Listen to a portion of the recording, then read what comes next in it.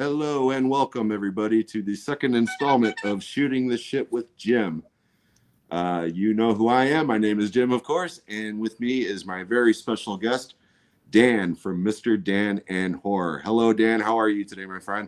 I'm doing well. Thanks for having me today. This is going to be awesome. Pleasure's all mine. Pleasure's all mine. Long time coming.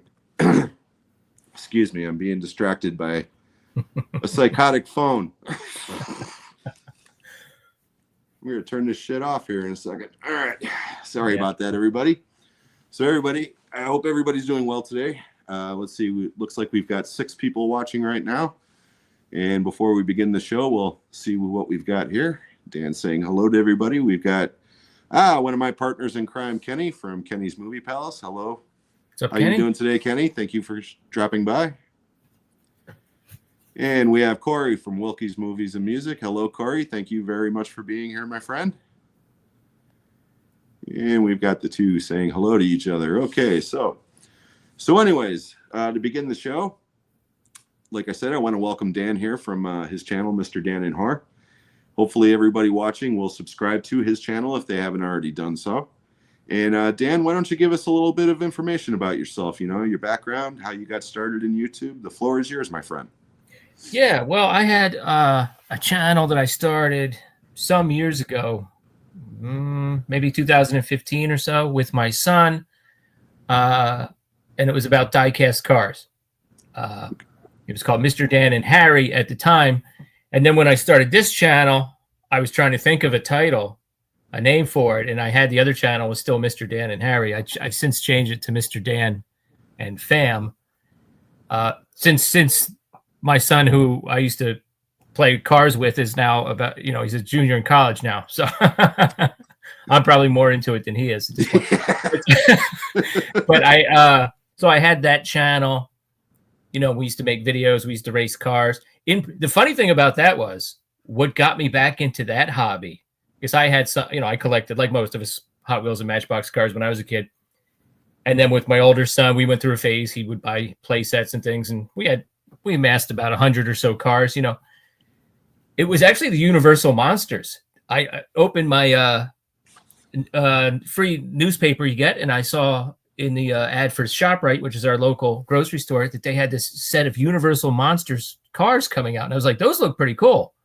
So, and it was right before my son's birthday. So I said, I think I'm going to get those for my son, you know.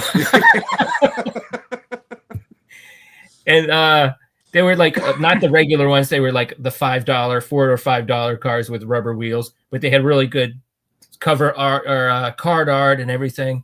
So then he kind of responded to that, and we started to get into it. And we eventually went to a club like once a month, which is no longer, you know, which is now defunct and everything. But we really got into that. And then I found for YouTube, for horror content, I used to go to like channels that told scary stories, and some of the big channels, you know, Watch Mojo, you know, your top 10 horror movies you've never heard of. And I'd be like, well, I heard of that one. Heard of that one too. Yeah. You know, and I was kind of looking for more. And then I saw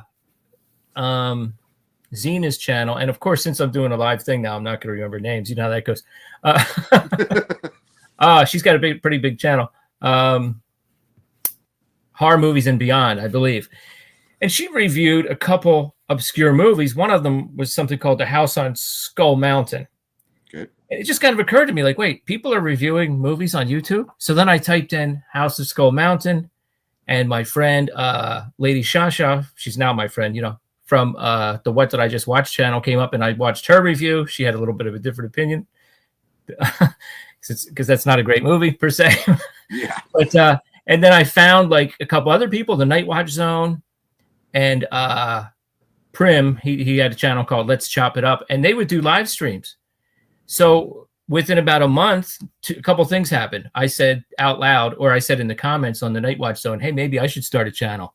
Because he was really responding to my comments, and he recognized that I was kind of like around his age group, and that I could pull like these details and facts about movies from the 70s out of the blue and everything.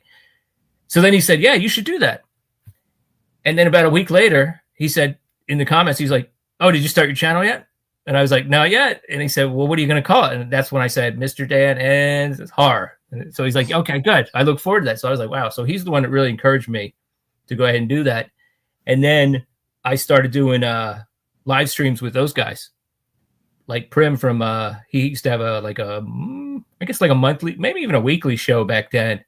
I think he just came back. I'm gonna have to look into that, but he hasn't been active in a while. But just for me being in his comments, he invited me on a couple times, and that was really cool. So and then it was pretty much sort of off to the races, looking for topics for videos, connecting with people like, hey internet, it's Eric here. He had a tag video out at the time, your favorite werewolf. It was like a whole list of questions. Your favorite werewolf movie, your least favorite Stephen King movie, or something like that. So I started with that because that was a pretty good place to start, and just kind of went from there. Nice. Now, the name of your channel, of course, is Mr. Dan in Horror, but longtime viewers like myself will know that horror is definitely not all that you cover on your channel. You're a big lover of martial arts films and other kinds of action films. Outside of those, what are some of your favorite genres? Westerns. I've been kind of narrow. I've always liked the same 15 or so Westerns, since I was a kid, pretty much. Mm-hmm. I discovered the spaghetti Westerns. Typically the more famous ones, of course, that you would have in the video store. I specifically remember renting the whole Dollars trilogy, one after the other. We had this tiny little room in my parents' house with a TV in it. It was like this weird, like offshoot when you went upstairs. That like it could have been a closet, but that's where we had the TV. And I specifically remember like making nachos and watching all three of those movies. So I got into those, and but since then I've really kind of expanded into trying to watch a lot of the Westerns that I missed, because that was one genre that my dad wasn't really into.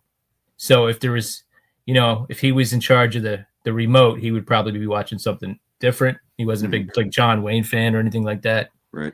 So I would say Westerns. Now I started out as a kid as being a real sci-fi fan.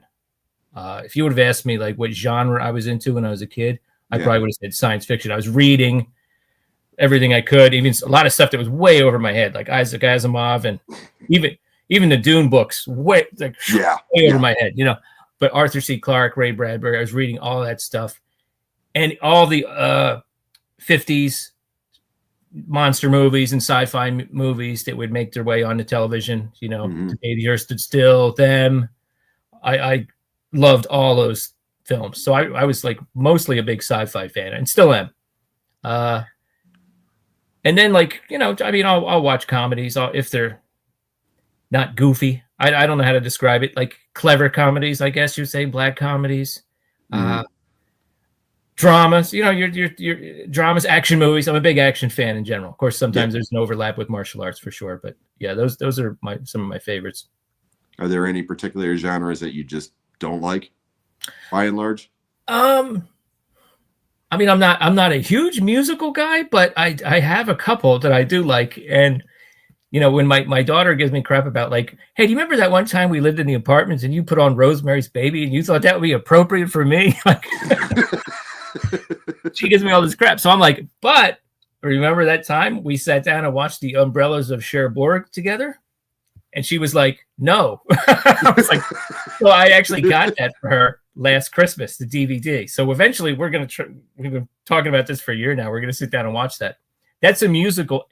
Every line of dialogue is sung in that movie. So it's like a true musical. Oh, it's a true musical.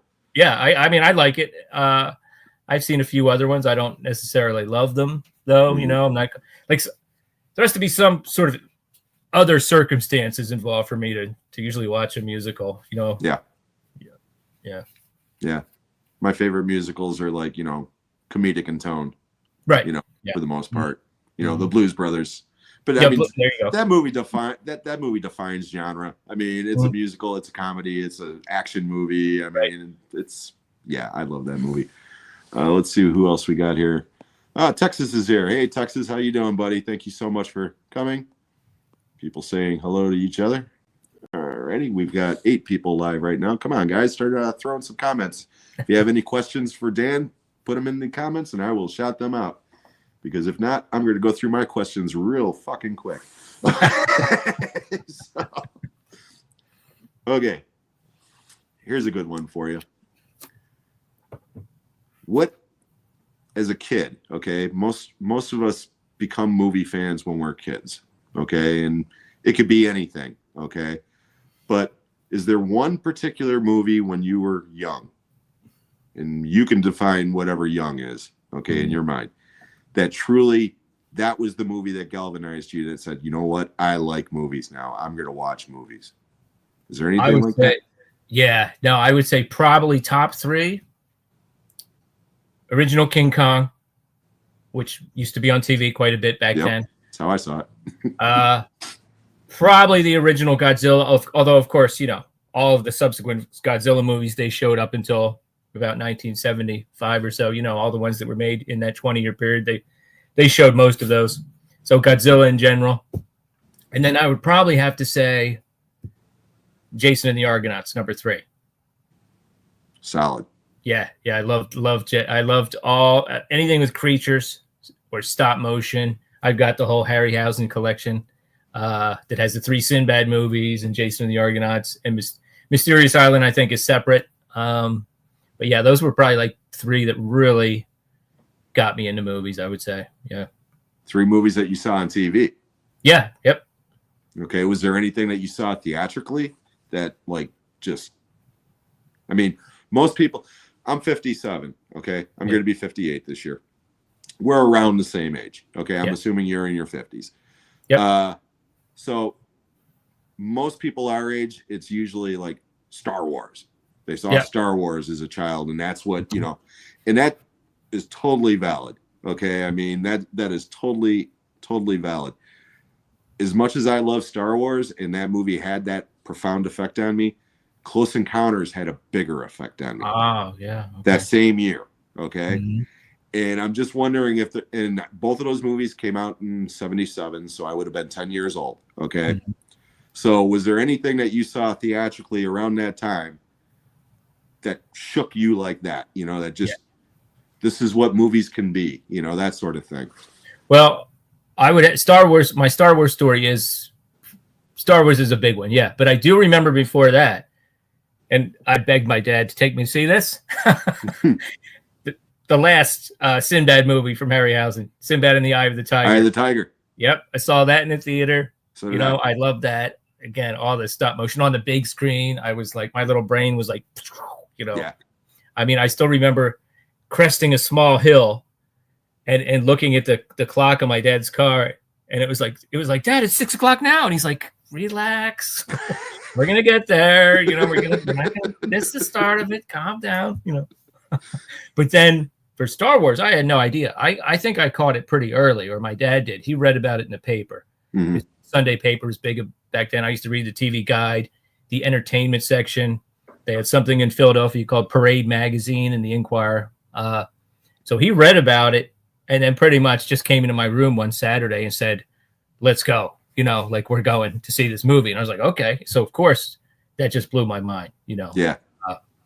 And then Close Encounters, my parents actually saw. The funny thing is, I don't know why they thought they had to go see it first. They saw that first together to check to see if it was okay to take me. Yeah. I'm not sure why they thought that about Close Encounters and not Star Wars.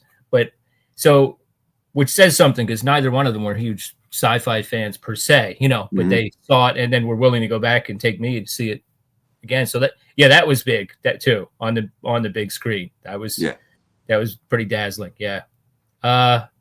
Those would be probably some of the really instrumental theater experiences I had as a kid. Yeah. Yeah. Like I said, I mean, Star Wars, I can understand why they wouldn't be as concerned about that, because that was strictly a fantasy, I mean, even the trailers, showed that. Whereas Close Encounters was a little more realistic. Right. Not to mention the fact that it was also the follow-up to Jaws. That's true. Right. Yeah. Right. And Jaws traumatized people, and that movie was PG. So I can understand why your parents would, Yeah, and I remember them, like, I don't think they saw Jaws in the theater. I know they saw Rocky in the theater, and I remember me asking about it. I was like, what did I say? I was like, oh, did Muhammad Ali play the bad guy? And my mom was like, no, but the actor acted like him. I was like, oh, okay.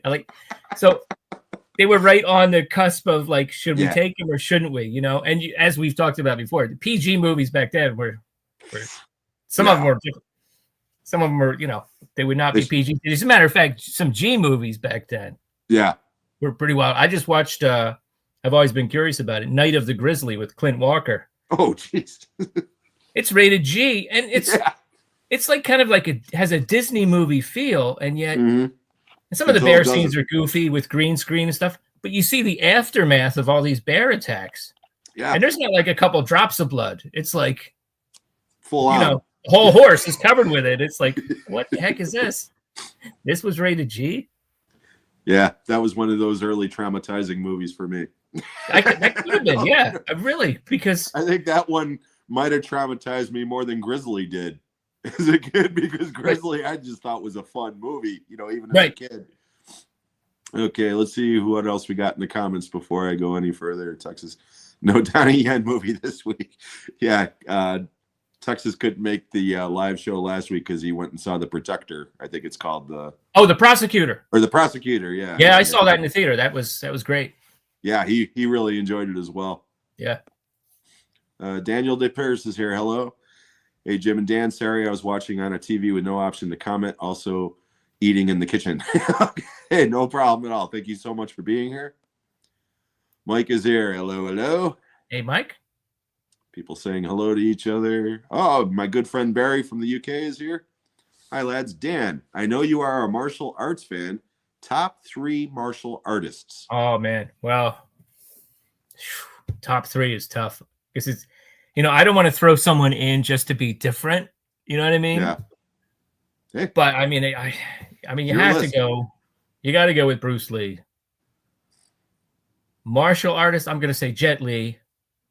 I watched Fist of Legend with my son a couple months ago in the summer, and after it was done, he just turned to me and went, "Damn, that was a good movie." You know, like it's really Jet Li had some really good ones. Bruce Lee, Jet Li, and I guess I'll go. Man, I mean, I guess I'll go Donnie Yen. Yeah, Donnie Yen. Donnie Yen's a badass. He's bad. Now, I wouldn't. Now, you know, Jackie Chan comes to mind, but a lot of his movies are action and stunt oriented. Yeah. You know, not all of them. He had some really solid martial arts films, and you know, I've enjoyed going back and watching some of his early stuff where he shows up in a bit part, or he was like, you know, a stunt man in and things like that. So he certainly paid his dues in those films. But you know, from 85 on, it was a lot of like stunt driven films. Yeah, I don't know the guy's name, but the guy that played Mad Dog in The Raid, that guy is just badass, man. Yeah, I don't know how to pronounce his name either. He's got some God. I mean, when I think of like, you know, current martial arts, I mean, Iko Uwais is awesome and Joe Taslim's awesome, you know, but that Mad Dog guy, man, he's just ferocious, man. I love that guy. He's not a big guy, but when you watch him beat up bigger guys, it's believable. You know what I mean? Very believable. I mean, he's just, you know, yeah, that guy's a badass.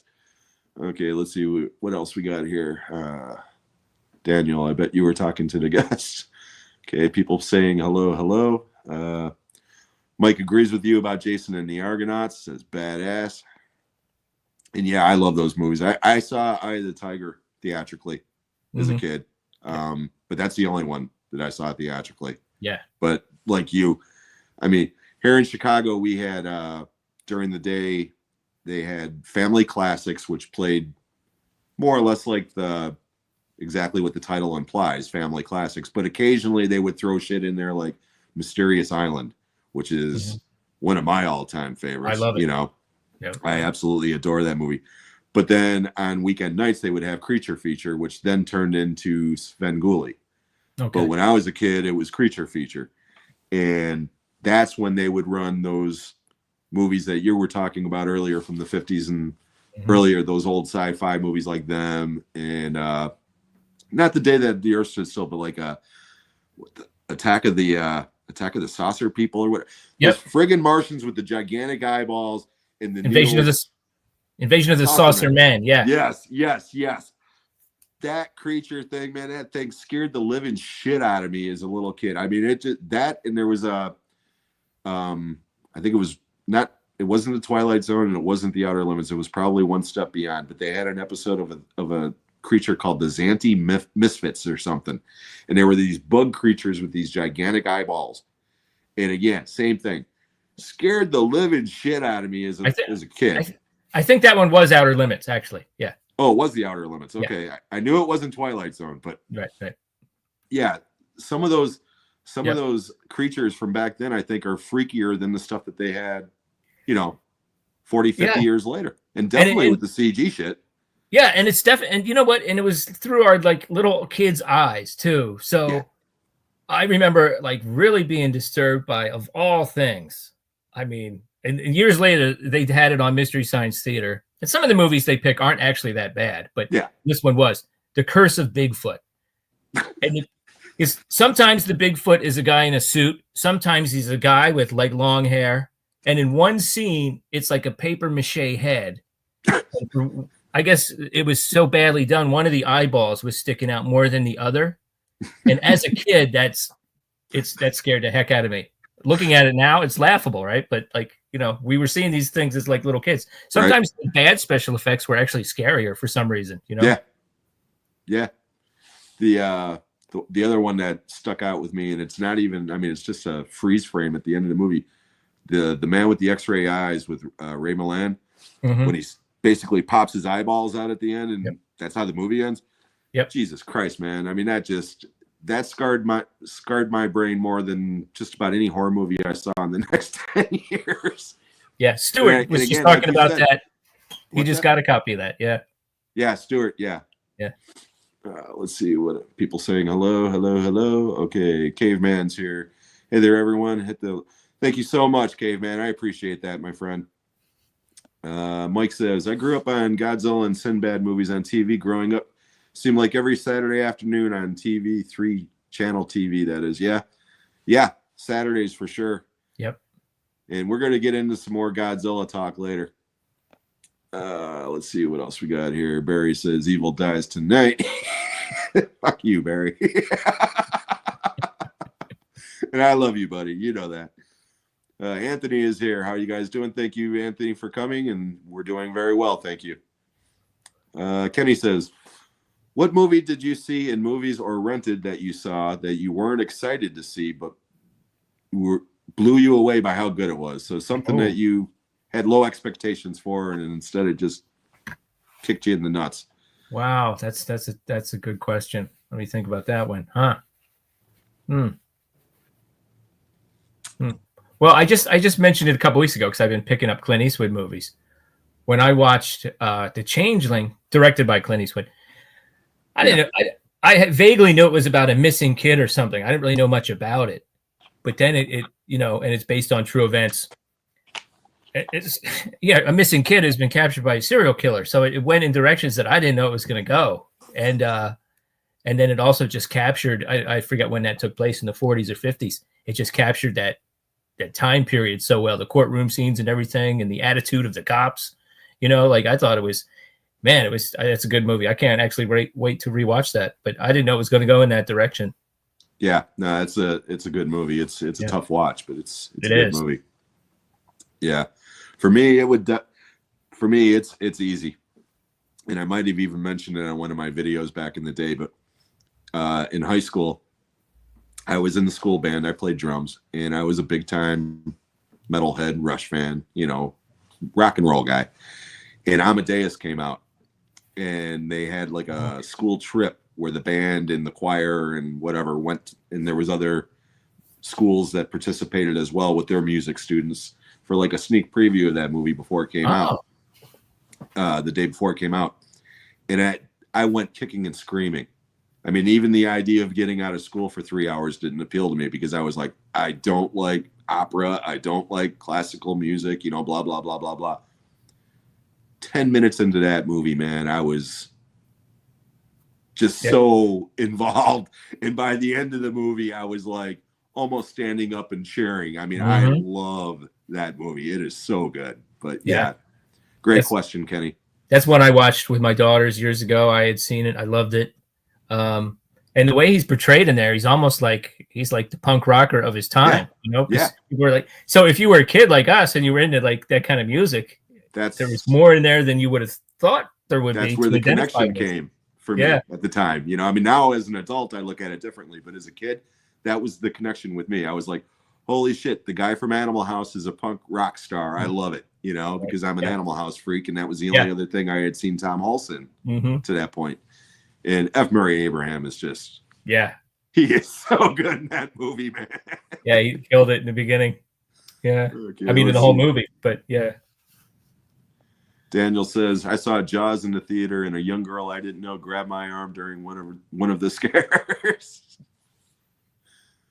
Daniel says his favorite martial artists are Donnie Yen and Jet Li, and he's still trying to think of a third one.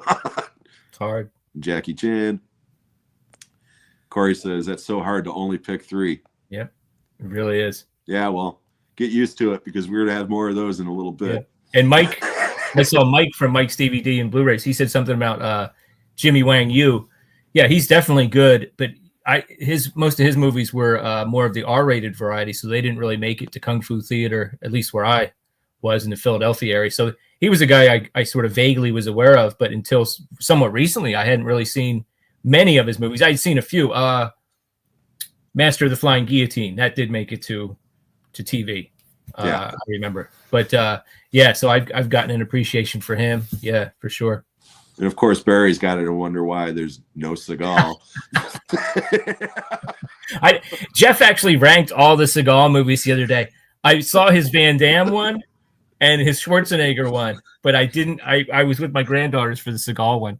Yeah, I saw those videos were up, but I didn't get a chance to check them out yet. But I was going to troll them during the Seagal one and say this should be the shortest video ever. Under Siege, done.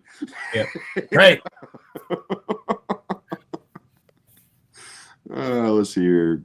Oh yeah, Valley of the Gwangi. Oh, Valley of Gwangi. Yep. Yeah, great movie. That's a great one too. I mean the concept of that, cowboys and dinosaurs, like little me watching that on TV, I was like, phew.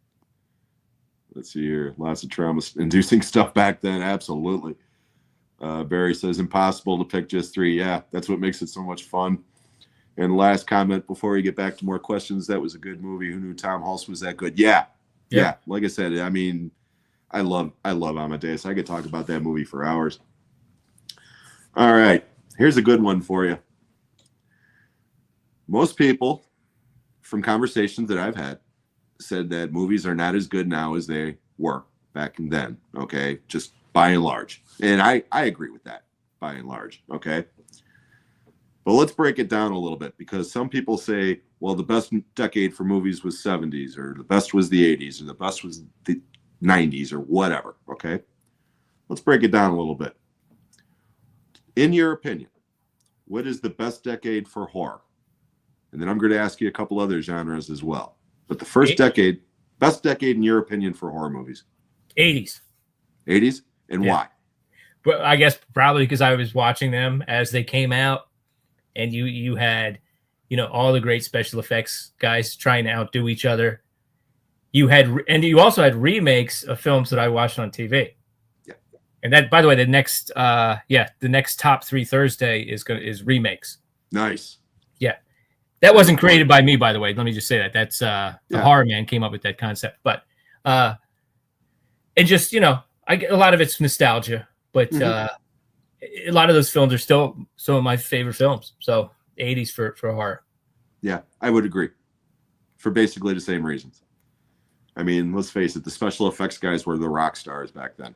Yes. How many special effects or visual effects people can currently could people announce off the top of their heads? But when we were kids in the 80s, you could just rattle them off like rock stars, Yep. Okay, so 80s for horror movies. What about comedies?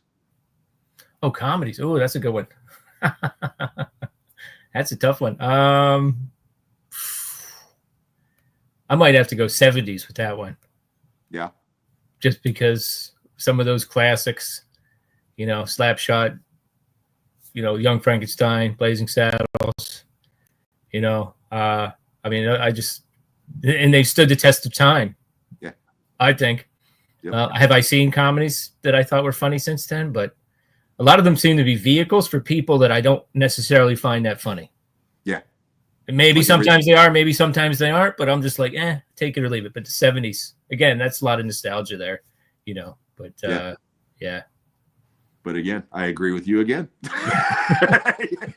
This is why we get along so well, Dan. Right. All right. Here comes one, though. Action. Man. Wow, that's a tough one. That is a tough one. Yeah. Because, we talked about some more recent ones. I mean, there's been some really good recent ones. But action, I guess I'll actually go 70s, too. Yeah. Because I'm watching these films on Kung Fu Theater, that were most of them were from the 70s. That I don't know that, I've since seen some from the 60s and so forth, but I don't think they were making it to TV. So most of the movies that I was watching on TV on Kung Fu Theater, like 36 Chambers of Shaolin, they were from that decade. So there's that, and then there's all the great cop movies of the era. French Connection, Dirty Harry, I don't know, even things like Gator and White Lightning and movies like that. I was like really into. Yeah, I guess it's close because I like the Road Warrior and a lot of other films from the 80s too. But and there were some Chuck movies in the 70s, for sure. Yeah. Some good ones from the 80s. So, but I guess I go 70s. Yeah. Yeah. See, that one to me was the hardest of the three categories because it is. But I got to lean towards the 80s just because, take the franchises out of it. Okay. Because, you could throw the Lethal Weapons and the Die Hards and the Mad Max movies and stuff, I mean, in the Bond, even the Bond movies, for that matter.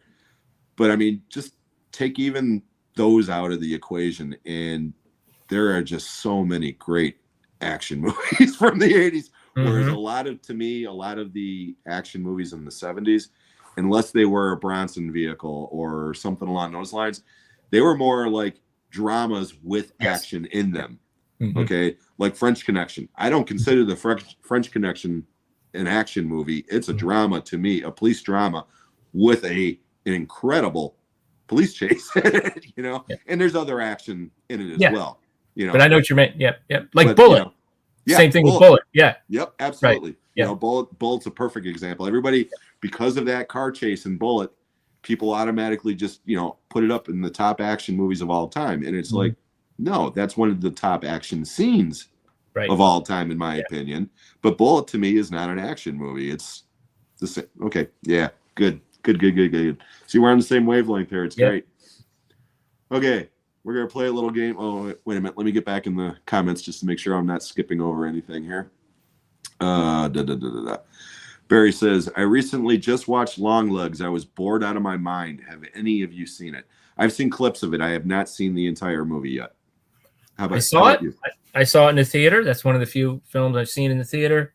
I'm pretty sure. I'm not sure when I'm going to get done my top 10 for 2024. I actually had a quick video and I said, you know what? I haven't put enough thought into this. And I only had like the top 4. I was like, and then I watched my friend DeRay's video from Rainbow Fright. And I said, you know what? I want to see every movie that she mentioned and then make a proper video. So since then I've seen a few more, like Oddity I've seen, but I did see Long Legs in the theater. It was pretty good. It was pretty you enjoyed good. It? Yeah, it was. It wasn't great. It was not. It was a little bit slow in parts, but it kind of, there was enough in there to keep me interested pretty much the whole time. Yeah. I want to see that guy's new movie coming out, The Monkey. Have you seen the trailer for that? Oh, no. Yeah, Osgood Perkins, the director. Oh, okay. Yeah. Oh, that monkey. Right. Yeah, right. The Monkey. Yeah, not Monkey Man. The Monkey. Not Monkey. Okay. Yeah. The Monkey. It's based on a Stephen King story. Yep, I remember that story. Yep. Yeah, and that trailer looks batshit crazy insane. I can't wait. I mean, that one I am going to see theatrically. Yeah, that would be high water. It looks really crazy. All right, let's see what else we got here. Sarah, Jim, I tagged you for the substance. Thank you, Sarah. Thank you very much. And thank you for coming. Daniel, not yet, but I am a Cage fan. Oh, about Long Legs. Daniel says An American Werewolf in London and The Howling. Okay, yeah, both of them are classics, and I say it all the time. I saw American Werewolf in London and Halloween 2 on a double feature for 75 cents, bitches. That's pretty amazing. That's a good 75 cents. Well spent. Good times, man. Naked Gun movies. 80s horror for me, yeah. Like I said, there's nothing like the 80s horror movies. Pink Panther movies are very good. Oh, yeah, they were hilarious too. Yep. Daniel from Frank's Collecting Castle is here. Hello, Daniel. Thank you very much for coming. He's coming all the way from Sweden. Oh, cool.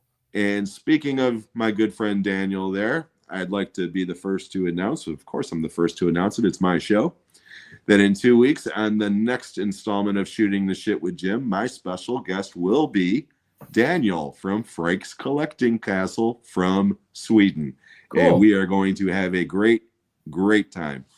So anybody who has not checked out Daniel's channel, please do. We've got Daniel DePere's 1980s, lots of action heroes then.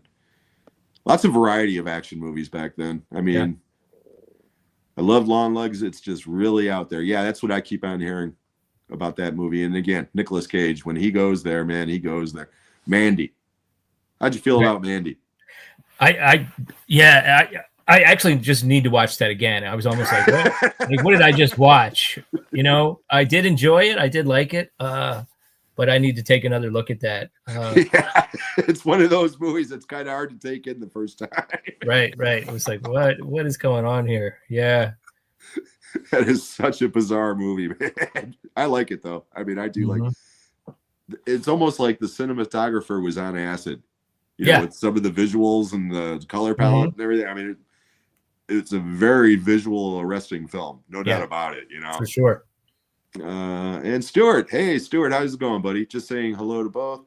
About to watch a film with the wife, so can't watch live. No, Jim, it's not The Swarm. I saw your comment. Oh, my God. He's going on and on about how he's looking forward to The Swarm. It sounds great. And I'm thinking to myself, my God. You're my friend, Stuart. I got to warn you. Well, he was naming all the people in it. And the suspense was killing me. I was like, what is this fantastic movie he's talking about with all these people? Henry Fonda. And then I'm like, oh, The Swarm. That's As soon as he started rattling off Michael Caine and a couple of the other, and Catherine Ross, I was like, oh, God, he's talking about The Swarm. And then I thought he was going to say, you know what? I know this movie is a piece of shit, but I like it, you know. It's a guilty pleasure. But when he said he had never seen it, you know, and then he was really looking forward to it, I was like, oh, buddy, no. You know? I saw that piece of shit at the drive-in. Oh, you saw it in the theater? Yeah. Oh. I remember it on TV, and I just remember like seeing this blurry swarm going over here, it's going over there, and then you get like Jimmy Stewart looking at it, and then you get like this actor looking at it. And, you know, I'm used to seeing giant tarantulas and ants and things. At least eventually, pick up a car and throw it or bite somebody in half or something. That movie is so funny. I actually like a lot of the B movies that have lesser known, that didn't have that stacked cast, some of those goofy ones from the 70s were actually pretty fun. Yeah. Well, no, Irwin Allen, like I said, he produced a couple of fantastic classic disaster movies and then produced crap for the next decade. But because it had his name attached, they still got these humongous casts. And I mean, like When Time Ran Out, remember that piece of shit? That's the volcano movie with Paul Newman. Oh, no. Or Meteor. Yep, that was another one. I remember my dad, I wanted to watch something, and my dad was like, we're going to watch Meteor instead. And I was like, Dad, I heard it wasn't that good. And he was like, but it's got good people in it. So he would be entertained just to see like Sean Connery on screen for like 10 minutes. And I was like dying. I was like, even at that age, the special effects of the Meteor is like, it's coming and it's still coming. And it looks like a giant Cocoa Crisp puff. Yeah. Never mind. Okay. People saying hello. Sharky's Machine. Yeah, great. Yeah, that was a great one. That's a really, really great I really like that. I got picked that up a while ago. I'm dying to rewatch that. Yeah, I saw that one at the drive-in too. Oh, you did? Cool. Yep. Die Hard. Barry says, I've seen cartoons more scary than Long Legs. First 30 minutes was good, and then it fell off a cliff. Yeah. Again, I haven't seen it yet. Mm-hmm. But again, I know that's another one of those very divisive movies. I mean, last year was a really great year for horror movies, but it seems like just about every one of them was divisive. Yeah. You know? Yeah. Except for like Salem's Lot, which just about everybody hated. Right. Except for me. Right. You know? But you dared to say a few positive things about it, Jim. So yeah, I said me and Carlos are the only two people on the planet who didn't hate that movie. Right.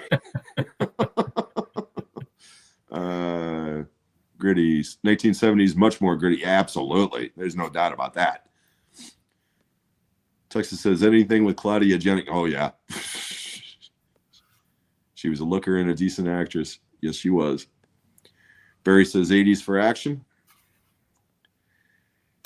And Texas says, well, Barry, I hope you haven't seen Beau is Afraid. Yeah, I heard that movie is like unbelievably bad. Yeah. I'm more excited about the career of what is her name? Coralie Farage, the director of The Substance. Coraline Farage. Yeah, because of Revenge, and then now The Substance. To me, that's a very solid track record. Yeah. With, like they have a feel, because people will ask me, what do I think about who was he, Ari Aster? I can't get my hand around the guy yet, even though he's made more films. So it's like it's a case by case, Yeah. Same thing with Jordan Peele movies. There's some similarities, but they're kind of different. Like I can't really definitively say that I like his style overall or love it. I like most of those films, but I'm pretty excited about what she's going to come up with next based on what I've seen. Yeah, Revenge was. That blew me away the first time I saw that one. And plot wise, like a 2-sentence plot description of that sounds like every movie, like a lot of movies you've seen before. Yeah. But just the way she executes. Yeah. The way she executes. It's going to be a French version of I Spit on Your Grave. Right. That's when I first read about the synopsis, and that's why I didn't watch it right away. Right. Because I really don't like I Spit on Your Grave or movies along those lines, quite honestly. But I think I watched it on Shudder a couple of years ago. Mm-hmm. I was just flicking and saw it and was like, I'll watch the beginning of it. And yeah, I got hooked quickly. And it's very, very good movie. And since we brought it up, why not? Let's talk about The Substance. Yeah, everybody in the chat. I finally watched The Substance last night, and I enjoyed it. I didn't love it yet. It's like what he said about watching Mandy. I got to watch it again and let it really sink in more. But that being said, wow. Yeah. What a movie. I mean, yeah, Demi Moore is fantastic. Margaret Qualley is incredible. I'm sorry she didn't get nominated. Right. Demi Moore did, but even Dennis Quaid. Yeah. To me, the freakiest thing in that movie was watching him eat those shrimp, man. Oh my God. Jesus Christ, man. That was the most disturbing thing in that movie for me. Tearing them apart. Oh, everybody talks about the ending, and again, that ending is pretty damn gnarly, Yeah. But this is a guy who loves Cronenberg and grew up watching Cronenberg type movies. Mm-hmm. So I enjoyed the ending. I wasn't grossed out by it at all. I was not really. Fuck yeah, man. I was down with it, Yeah. But watching him eat those shrimp, man, that was like. Yeah, that was.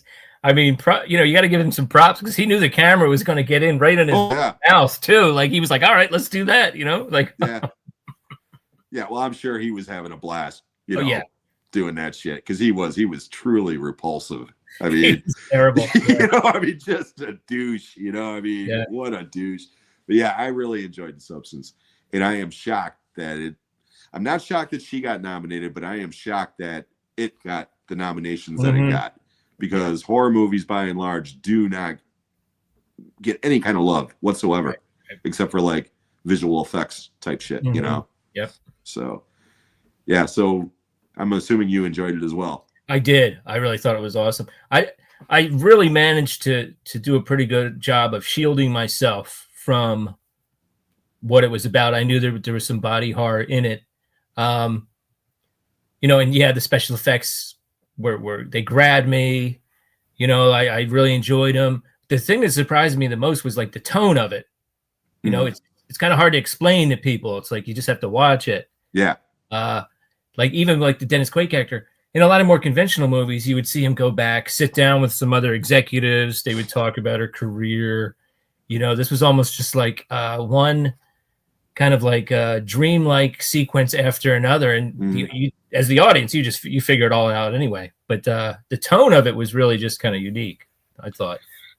Yeah, I read something this morning. Some guy online posted a theory that the whole thing was basically a dream, her dying because after the car wreck is when everything happens. Yeah. And that basically she died in the car wreck, but what wasn't ready to let go, you know, kind of like making parallels to Ghost.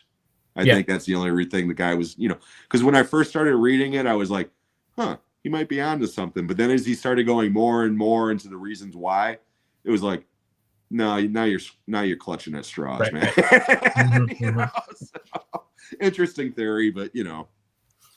All right, let's see what else we got here. I heard mixed reviews about Beau is Afraid. Yeah, everything I know about that movie is that it's 3.5 hours of boredom. Barry says he hasn't seen it yet. He rarely watches modern films. Yeah, I know that one. Daniel, the last 20 minutes makes the 3-hour runtime like 6 extra hours.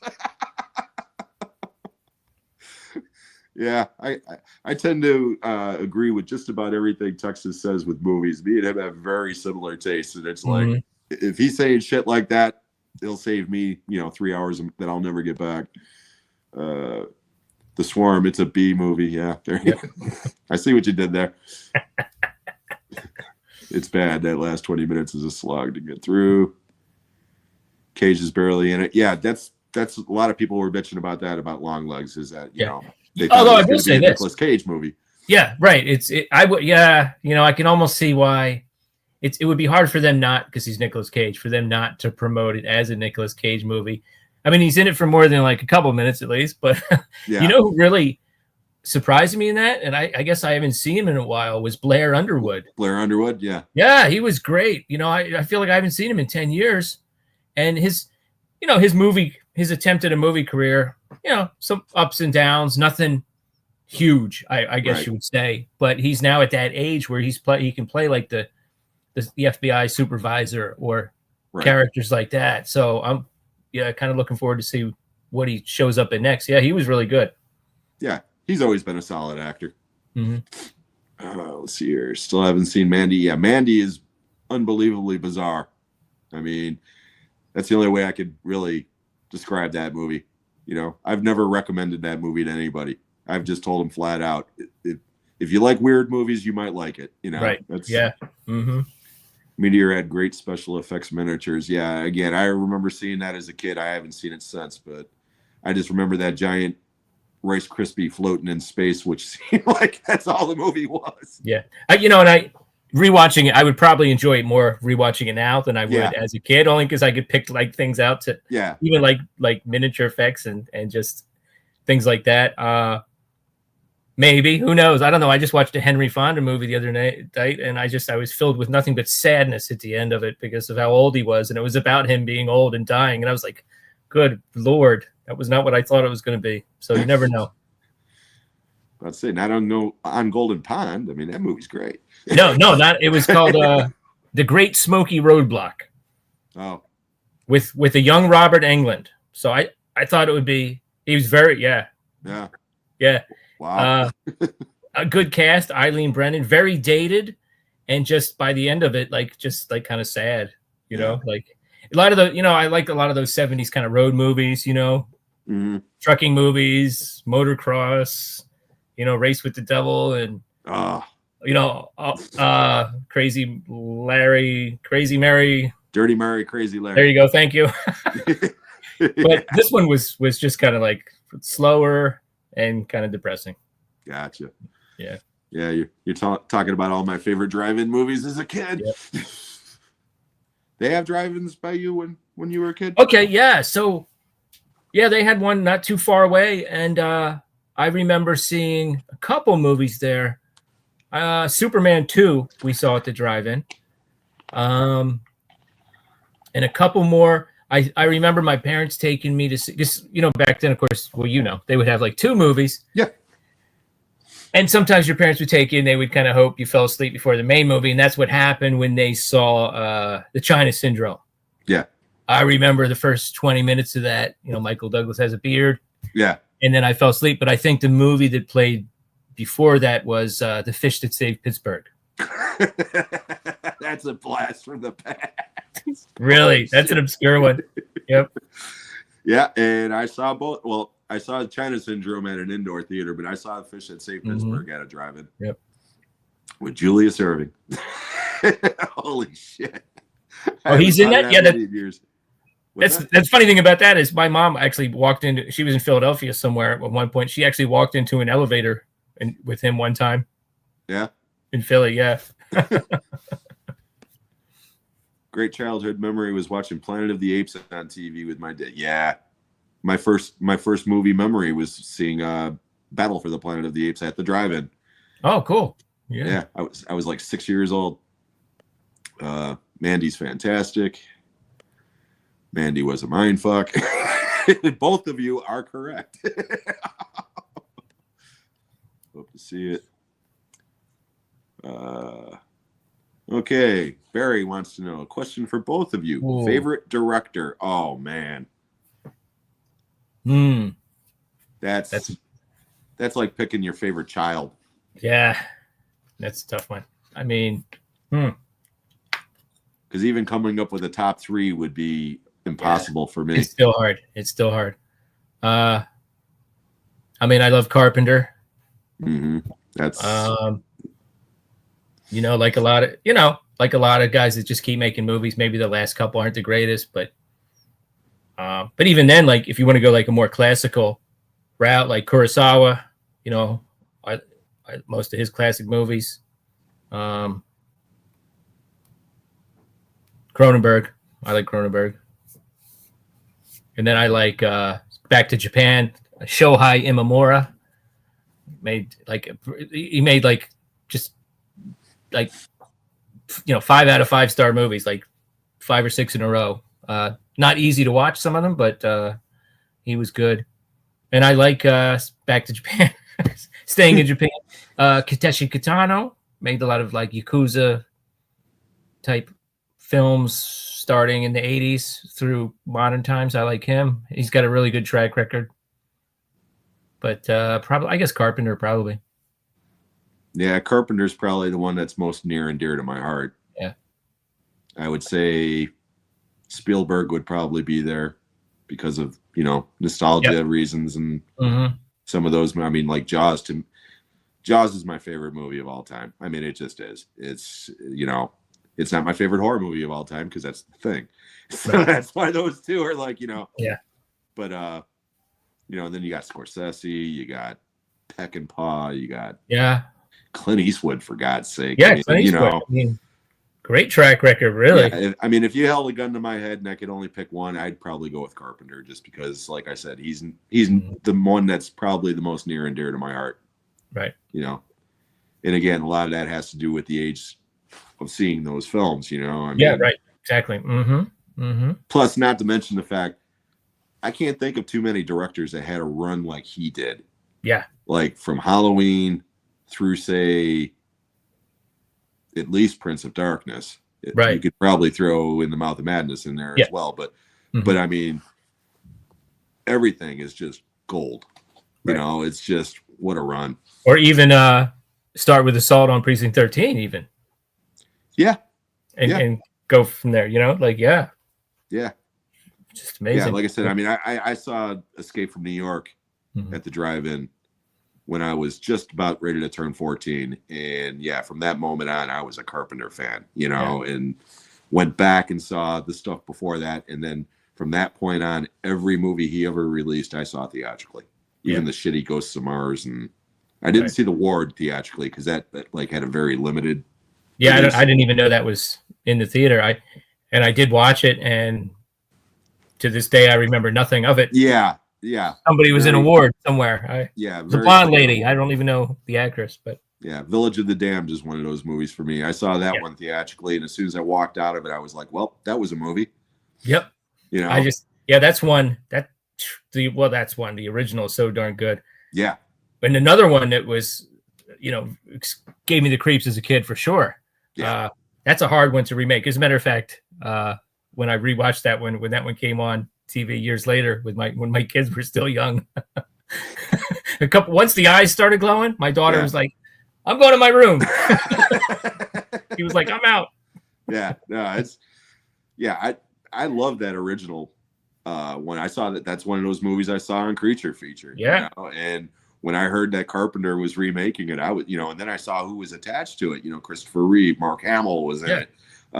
The Crocodile Dundee chick, Kirstie Alley. I mean, it had a solid cast, and I was like, and man, I remember watching that in the theater and just almost falling asleep. It was just so boring, and I don't think I've seen it since. I don't think I've seen it since either. I didn't see it in the theater, but when I worked at the video store, it was somewhat new around that time, and I think I rented it like once, and it just they didn't really do anything with the premise, from what I remember. Now I just remember hoping something was going to happen, and not much did, Yeah. And I love the idea of it. As a matter of fact, I think they made a recent BBC miniseries based on the original novel, so that would be like kind of interesting to check out. But that one didn't do it for me. Yeah. And then also for director Sergio Leone. Speaking of westerns, yeah, he has. I don't know how many. I think what did he make? Like 10? He didn't direct like dozens of movies either. But no, he only made like 9 movies or something like that. Yeah. But what a track record, Yeah. For those 9 movies, it's pretty incredible. Yeah. I mean, that's another one. Trying to rank his movies. When you get down to like the top 5, it's like I start flipping coins because really, it is a coin toss to me. For a few dollars more, The Good, the Bad, and the Ugly, and Once Upon a Time in the West are all. Those 3 are like a coin toss for me. Yeah. See, to me, The Good, the Bad, and the Ugly is number 1, just because again, a lot of that has to do with nostalgia. Because my dad introduced that to me. And he had the soundtrack album, which I listened to before I saw the movie. Oh yeah, it was the coolest music I had ever heard in my life. And so we watched that movie together, and from that moment on, that's been my number 1 Western ever. I mean, it just is.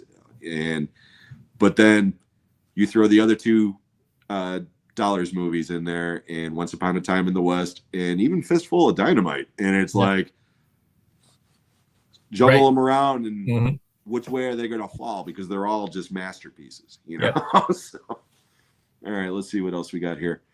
Barry says, "I am a dirty old sod at the drive-in. Don't you know it?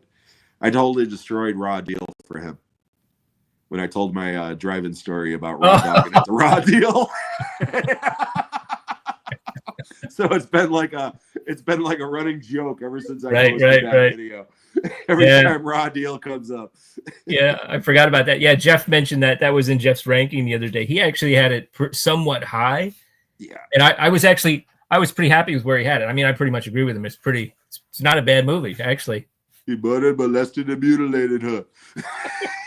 It's not a bad movie, but seeing it in the theater when I was after the other Schwarzenegger movies, you were kind of like,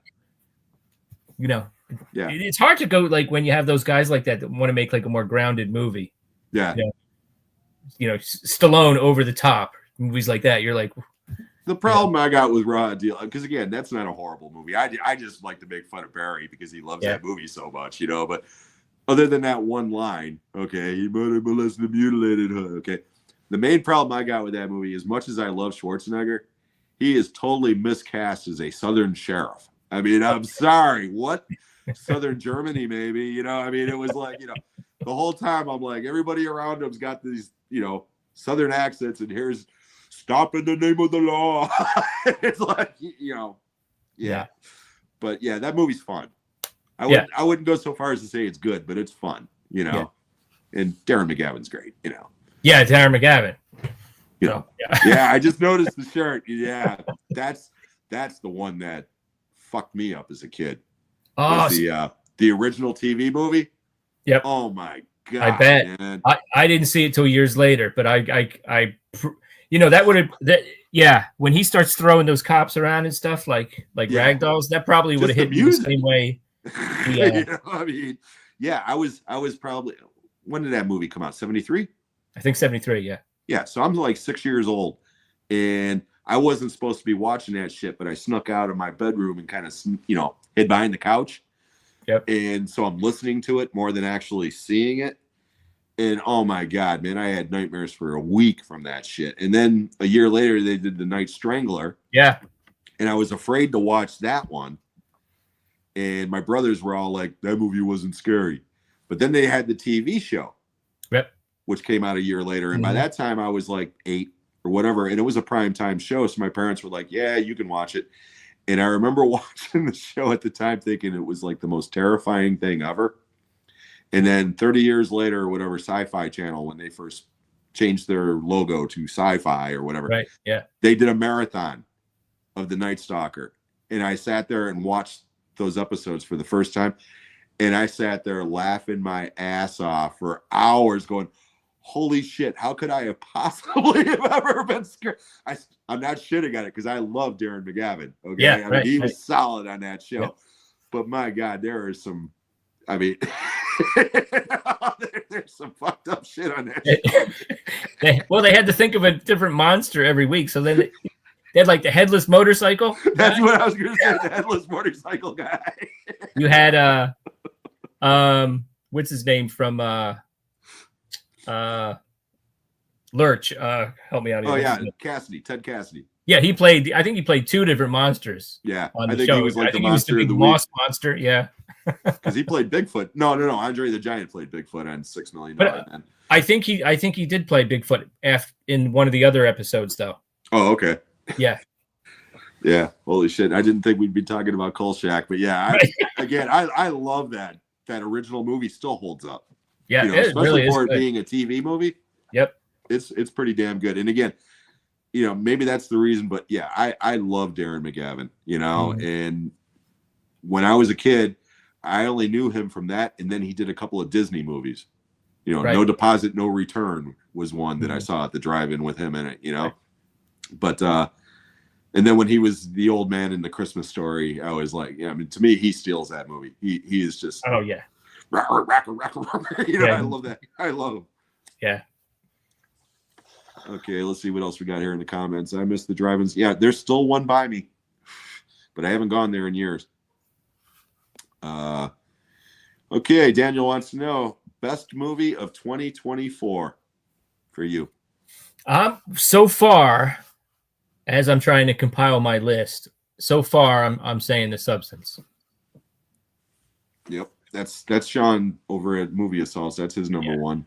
And, I haven't seen anything yet to convince me otherwise, but I definitely still have a few, Strange Darling, that I want to check out. So, yeah, Strange Darling is still my number one for the year, but The Substance I just watched, like I said last night, I am going to watch that again, and it's quite possible that movie could move up. It's in the top 5 right now, for sure. Yeah. Oh yeah, yeah, definitely. But yeah, Strange Darling, like I said, I don't want to hype it up. It's one of those movies. Either you'll like it or you won't.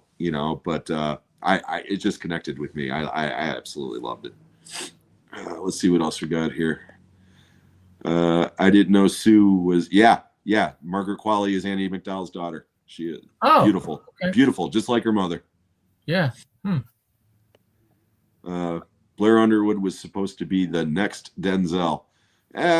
Yeah, in a way I could see that because Denzel started off on TV on St. Elsewhere, right. And Blair Underwood was on LA Law. So yeah, I could kind of see that. Daniel says, watched Blink twice yesterday. Very interesting cinematography and great directing debut by Zoe Kravitz. Yeah, I haven't seen that yet. I've heard good things about it though. I heard Channing Tatum is like a real scumbag in that movie. Okay, is that 2024 or? Yeah, that came out last year. That's where this woman gets invited to like a island retreat type thing with a bunch of billionaire rich guys or whatever, and something is afoot. That's I don't want to go any further than that. I do know the plot, but it's supposed to be really good. But Zoe Kravitz directed that one. Let's see here. Blair Underwood is the best in it. He hasn't aged one bit. Yeah, Yeah, that guy, he still looks pretty damn good. I saw The Fish That Saved Pittsburgh. You know, Well, that movie is three probably people remember it. I was gonna say that movie's probably been discussed more on this particular episode than it has in 10 years on the internet. How about Fast Break? Remember that one? Is that the one with Gabe Kaplan? Yes, it is.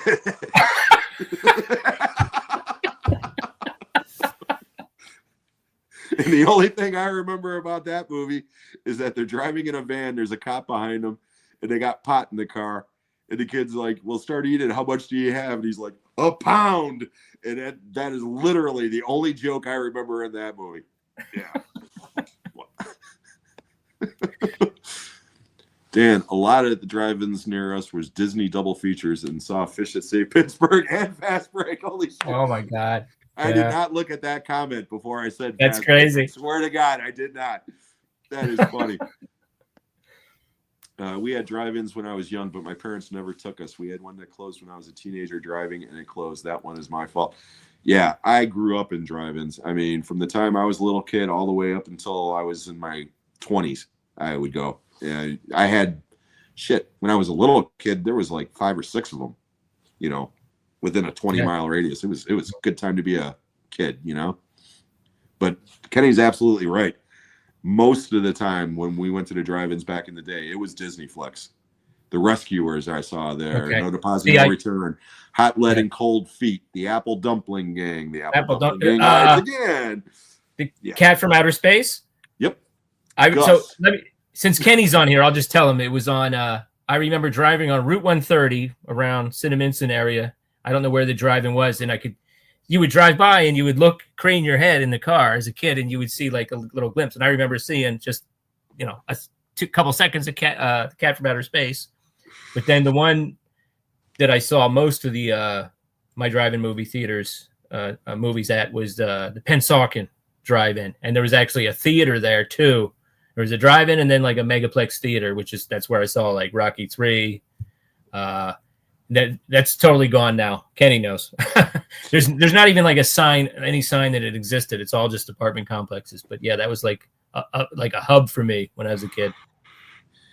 Yeah, the one drive-in that I worked at is still there, but the other one that I used to go to all the time, the one that I saw Planet of the Apes at, as a matter of fact, they tore that down like in the 90s, I think, late 80s, early 90s. Is a friggin' grocery store parking lot now. Wow, yeah. And every time I drive by it, man, it makes me feel sad, you know, because It's like I have so many memories of so many movies seeing at that particular location, and it's just no trace it ever existed, you know. Mm-hmm. Let's see here. Carpenter is a great choice. Yeah. Jamie's here. Hello, Jamie. Thank you so much for being here. People saying hello. And Stacy for Makers of Movies is here. Stacy, thank you very much for being here. Okay, Stacy wants to know, who do you prefer? Oh, this is a good one. Teresa Russell or Brenda Vaccaro? Now that's a good question. I know what my answer is. I don't even have to think about it. I would say Teresa Russell, because I remember her being in like more steamier movies. At least that's the way they were advertised. Whereas Ken I Russell think movies. Vaccaro had a variety of roles, even though, I can kind of group them in the same category. But yeah, like most of the Teresa Russell movies that I saw advertised, I was like, I'm not allowed to see that yet. Whore. Yeah. Yeah, Teresa Russell is definitely the one for me as well. For those very same reasons. You took the word. You know who else I really liked? I thought was quite beautiful. It was what's her name? Claudia Christian from The Hidden. Yeah. And I know she was on Babylon 5 after that and everything, but I saw her in an old TV movie with Sharon Stone, and like Sharon Stone was actually like acting wise, she was very good in it, and she was very young and very attractive. But Sharon Stone or Claudia Christian back then, I would go with Claudia Christian. To be honest with you, that's just me. Bigger boobs. No, the one that I miss from I mean, she's younger than these two ladies, obviously, but Deborah Foreman and Jenny Wright from the 80s. Okay. Those were the two that I was like, in love with. And they both just like poof, they're gone. And Yeah, they were right, both right. so great, you know. Hmm. Let's see what we got here. Rakin from the Bumpus. Absolutely. Best 4 Jack Palance roles or performances. Oh my Thanks. gosh. Yeah. Oh, shit. Because most of the Jack Palance movies that I've seen are like caricature performances, you know, like Right. Tango and Cash type shit, Yeah. you know. Yeah. And Yeah. What was City that one? Slickers, the first City Slickers movie, he was fantastic in. But I Mhm. think just about everything he was in after that, he was doing Jack Palance, you know. Right. Like I thought it was hilarious that he was in Batman so Jack Nicholson could imitate him. Yeah, absolutely. That's the Absolutely. best part of it. But this is a good one. Fear in the Streets with a young Jack See, Palance. that would be one that I would definitely put in that. He looks one. like he looked like somebody carved him out of a piece of granite in that movie. He's just kind of scary. Somebody mentioned Dan Curtis's Dracula before. I haven't seen it yet, but I do have it. And then he's in a movie called I think it's called I was going to say Shock. No, it's called Craze. It's a horror movie from like mid 70s. That's a pretty good underappreciated one. And Jack Palance. Yeah. Yeah, I mean, Yeah, other like than I said, that, yeah, it's right. It's like the caricature roles kind of take over in my you know, brain. I mean, like Young Guns. I can't put that in there. You know, I mean, he's fine. You know, okay, but Yeah. again, it's not, you know, Alone in the Dark. Him and Martin Landau are having the time of their lives in that movie. You know, but again, Yeah. I don't know if I would call that a great performance. You know, I mean, Yeah. That's but a fun one though. Yeah. But yeah, if you're going with favorite performances, though, that one would definitely be in that. Right. Yeah, I mean, that's because funny. he's all those guys are having fun in that movie. Oh, yeah. You know? It's who can play a more messed up character? Let's have a competition. Yeah. Yeah. My money's still on Landau in that movie, though, because he is just, yeah. Okay, let's move on. Yeah, Dan Curtis's Dracula. That's what you were just saying. Stacy says Blink Twice sucks. Okay.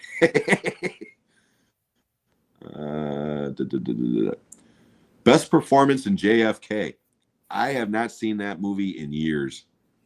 Yeah. I really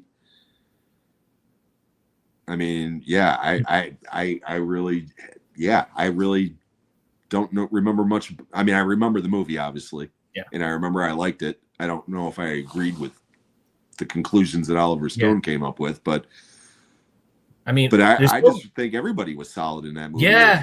But you know, some of them like there's parts are so small though, it's hard to. Yeah.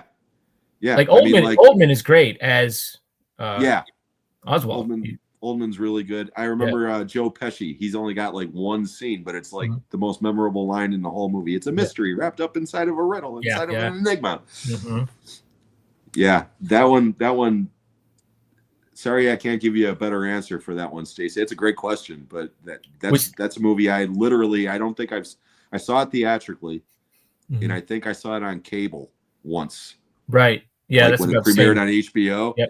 Mm-hmm. And literally, I have not seen it since. I know Shout Factory put out a nice 4K edition of it, but I did not pick that up. It was very expensive. Mm-hmm. But eventually, I probably will get it. Yeah. Do you think that was a weird role for Tommy Lee Jones? Maybe a little bit. Like. Yeah.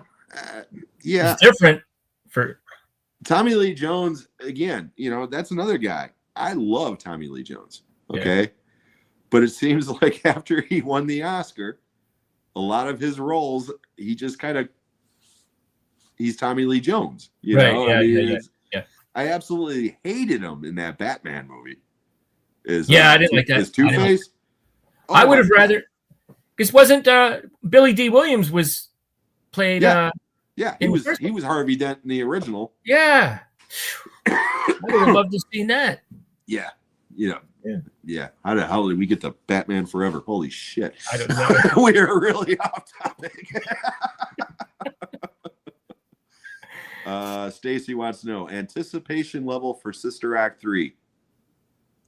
Less Zero. than 0.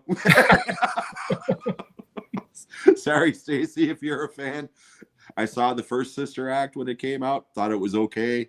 Never saw the second one. I have no desire to see the third one. It's not my thing. Okay. It is 1998. You run Paramount. You're your age now.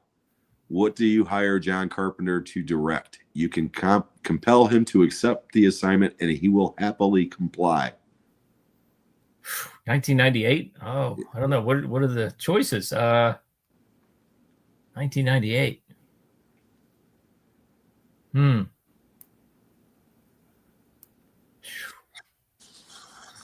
That's a good one. I don't know. Anything but Escape from LA. Right. I shouldn't say that. I don't hate that movie. I actually like that movie in a way. I don't hate it either, but I that one I've only seen I think once, and then when I tried to watch it the second time, it was back in the days when I got the DVD through Netflix in the mail, and it didn't work. Yeah. So I was like, whatever. Yeah, I got it on Blue from Scream Factory. Yeah. I got it pretty cheap with a slipcover, so I was kind of happy for that. But see, now if it was Guillermo del Toro, I would say In the Mountains of Madness. Right. But John Carpenter, because Carpenter more or less got to direct whatever he wanted. Yeah. For the most part. Once he got, he had smaller budgets and stuff, but it was basically, he had carte blanche as far as that shit goes. I don't know. I can't think of something. I mean, what, didn't the first Spider-Man come out a few years after that? Yeah, that came out in 2001 or something like that. Yeah, I think so. I think the trailer originally had the Twin Towers in it, and then they took it out. But I liked that Sam Raimi directed that one. That, you know what I mean? So that one I wouldn't swap. So I can't really think of any. Yeah, I would have liked to seen Carpenter direct a Stephen King adaptation that was actually closer to the source material. Because as much as I love Christine, and I do love Christine, I love it too. I think it's a great movie. Okay, but it's not like the book at all. No. That movie, when it says John Carpenter's Christine, that's what it is. It's not Stephen King's Christine. Yeah. I would have liked to have seen him do something along the lines of a theatrical Salem's Lot, even, instead of vampires that he did. And I like vampires, but I don't love it. Right. Or how about, speaking of remakes, how about when did Running Man come out with Schwarzenegger? That came out in 1987, I believe. Okay, that was way before that. Yeah. Yeah. Because that wasn't like the book at all. So that's one remake I'm actually cautiously optimistic about. They could do something different with that. Well, yeah, not only that, but who's attached with that? Because what's his face from Shaun of the Dead is directing that. Not Nick Frost. Jesus Christ. Help me out here. My brain just went dead. Yeah. The guy that directed the Cornetto trilogy. Yeah. Edgar Wright. Yep. But apparently it's going to be closer to the source material, and yeah. I'm all down for that. But they will have to change the ending, because I don't know if you read the book. Yeah, I remember that. But that was literally 9/11, 20 years before 9/11. Yeah, that's true. That's true. It's problematic at best, Right. So yeah. Okay, let's see what else we got here. The computer that wore tennis shoes. Yep, I saw that one at the drive-in. And who was that was Kurt Russell. How about that was Kurt Russell, and then wasn't there the strongest man in the world or something? Yes, with Jan Michael Vincent. Jan Michael Vincent, right? Or the world's greatest athlete. The world's greatest athlete had Jan yeah. Michael Vincent. Yeah. They went to Africa to get Jan Michael Vincent. Like what? Chango. Wouldn't do that today either. They found him on Danger Island from the Banana Splits. Should they make Mud 2? To be honest, I don't really remember Mud 1. I saw it. With Matthew McConaughey? Matthew McConaughey. Yeah, that was good. Yeah, I remember seeing it and thinking it was good, but I really don't remember much about it. Yeah.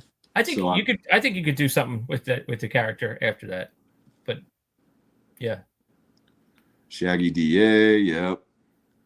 They kept a lot of actors working on it. Yep. Fred McMurray and Joe Flynn from Yeah, McHale's Joe Neighbor. Flynn Remember? was in a lot of those movies. Before he drowned in his own pool in his backyard, sadly. But Yep. yep. Yep. The Boatniks. That was one with Joe Flynn. Holy I don't shit, I remember haven't that thought one. of that movie in years. I even had the novelization for that one. Oh my gosh. Got it out of one of those bookmobiles at school. Right.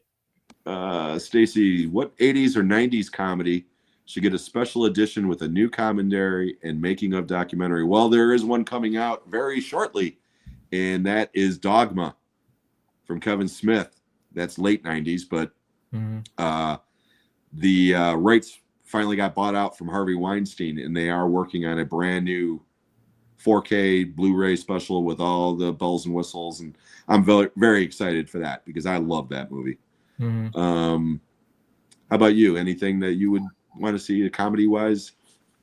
Well, I don't know. When did Being John Malkovich come out? 2000. 2000s, yeah. I don't know what they could add with the commentary anyway. Oh, wait a minute. I got another answer for this. How about any 80s or 90s or even 2000s comedies from Touchstone Studios, which was Disney? We're talking Ruthless People, Down and Out in Beverly Hills, Stakeout, and a million other movies that have never seen the light of day as a Blu-ray. They haven't. That's right. You mentioned that before. Like, yeah, Stakeout was good. I saw that in the theater. Yep. Those are the ones I want on Blu-ray. It doesn't even matter if they have special editions or commentaries. I want those movies on Blu. So sorry if I jumped on your No, that's a good one. And Ruthless People too. Yeah, I love Ruthless People. That's one of my favorite comedies ever. Barry says, I noticed that Thomas Ian Griffin poster behind you, Dan. Why do you think his career never took off? I don't think he was a leading man for me. I don't know. I mean, speaking of vampires, I mean, he played a good villain. We know. Hey, I even agree. Like, I was watching a video that Cinemassacre did. The guy that does Cinemassacre, and he was doing like his top villains, and then very unexpectedly, he had Thomas Ian Griffith's character from Karate Kid 3 in there. And the funny thing is, I totally agree with him. If you watch that movie, you're like, Karate Kid 3. He's an asshole. That movie. He's like, and him and Martin Kove together are real nasty in that movie. So he was good at playing villains. I don't know. I don't know why his career never took off. This movie is good, Excessive Force. And the other one I got when I got this, I can't remember the name of it because I'm doing a live stream. The one where he plays more of a wild man, that was good. Yeah, I don't really know. Maybe he wasn't like the leading guy, I guess. You know, I know he did some other things. I was flipping around once and I saw him.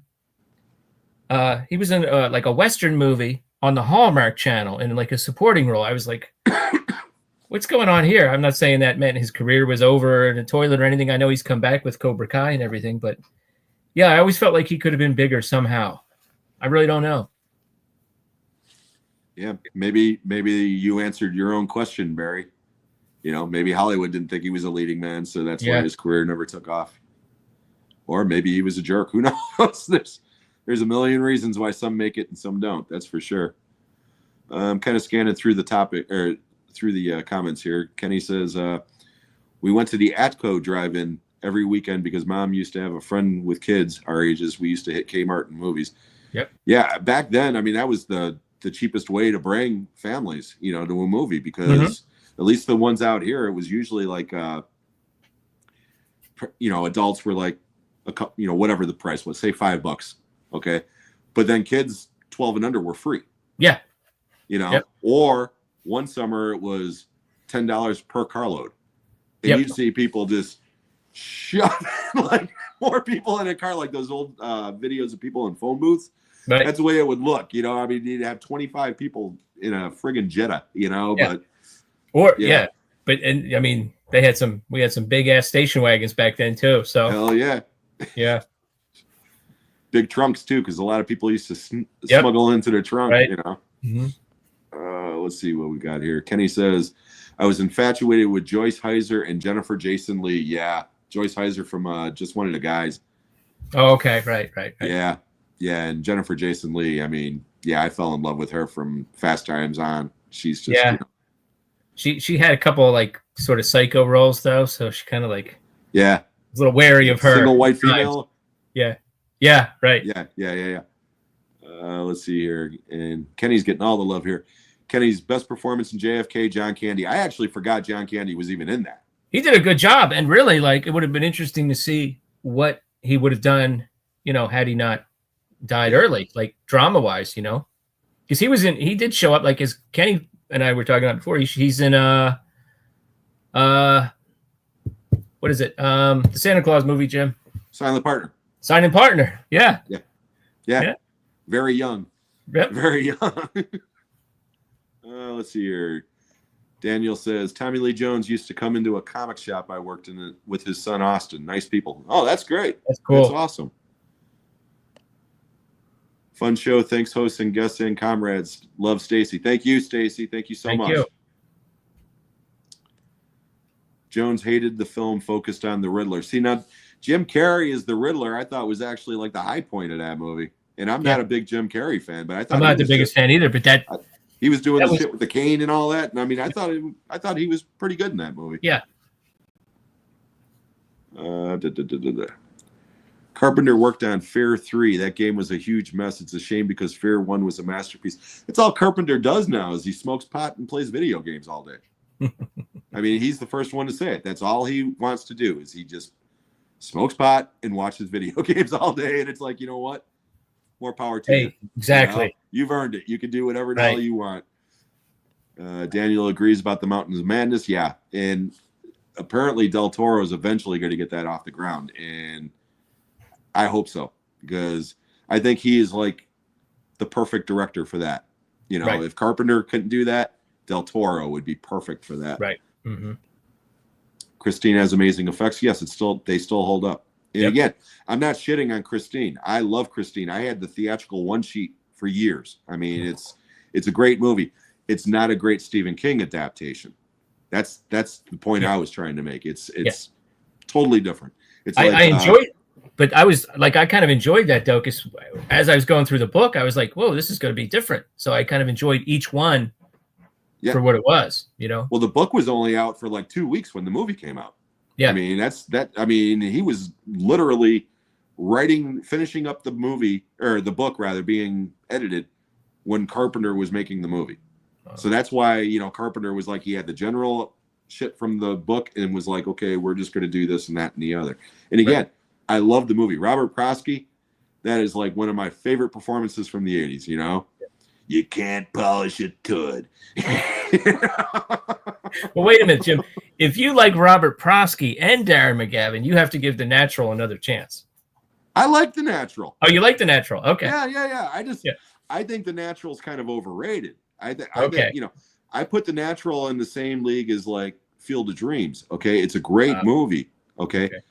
And it's a fantasy movie about baseball. It's not a realistic movie about baseball. So that's my only problem with The Natural. But I think it's a great movie. It's got, it's a little cornballish, but I mean, it's for what it is. It's a great movie. Cast is great. Yeah. Oh yeah, absolutely. Absolutely. Okay, Daniel, me and you are going to have arguments on this one. Not a fan of Kevin Smith at all. I love Kevin Smith. I will agree. His career has fallen off dramatically. Excuse me, by the way. The cold weather is finally making me get drippy nose.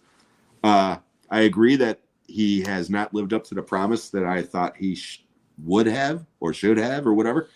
But again, he's up there with Tarantino as far as writing dialogue, in my opinion. When he writes dialogue, it's even though it might be, on a higher level or people might not talk exactly that way, it sounds like real conversations. It doesn't sound like dialogue. Right. That's what I love about Kevin Smith. Yeah. So he's not a great director, but he is a very good writer, in my opinion. Storyteller, Yep. And a lot of that also has to do with, nostalgia. I mean, Clerks, I worked in a shitty video store right around that time. Right. So I totally related to Randall. I was like, you know what? I want to be this guy. He's such a douchebag. I want to be him, Barry says, a Running Man remake. Please know I love the original. Yeah. Ruthless People was great. Stakeout was fun too. Yeah, Stakeout is awesome. Okay, here we go. Favorite 3 on-screen cinematic Goldie Hawn moments. Moments? Moments? Well, I know one. I know one from what's the movie with Meryl Streep again that she was in? Death Becomes Her. Death Becomes Her, when they have to pry her out of the apartment. Yeah. She's playing. She keeps rewinding the death scene from that is hilarious. The scene that made me fall in love with Goldie Hawn in the first place was from Foul Play with Dudley Moore. And Dudley Moore brings her back to the apartment, and he's trying to seduce her, and he's turning on all these goofy lights and disco shit. And all she wants to do is look out the window to see if people are trying to follow her and shit. And she turns around and sees him in his underwear, and the look on her face, I fell in love with her in that moment. And that would definitely be number one for me. Foul Play is such a good movie. Wow, I haven't thought about that in years. Yeah, I love that movie. Yeah. That, and also the scene where she's beating the shit out of Billy Barty. You know, the little midget dwarf actor. Yeah, she's just kicking the living shit out of him. Yeah, it's such a good movie. Private Benjamin. I love her in Private Benjamin. Mm-hmm. And there was one other movie. I can't remember what the hell it was now. But there's one movie where she smiles. She just looks at the camera and smiles in those big-ass blue eyes. And it's like, yeah, I love Goldie Hawn. I again... Stacy, you're asking these questions are too damn difficult.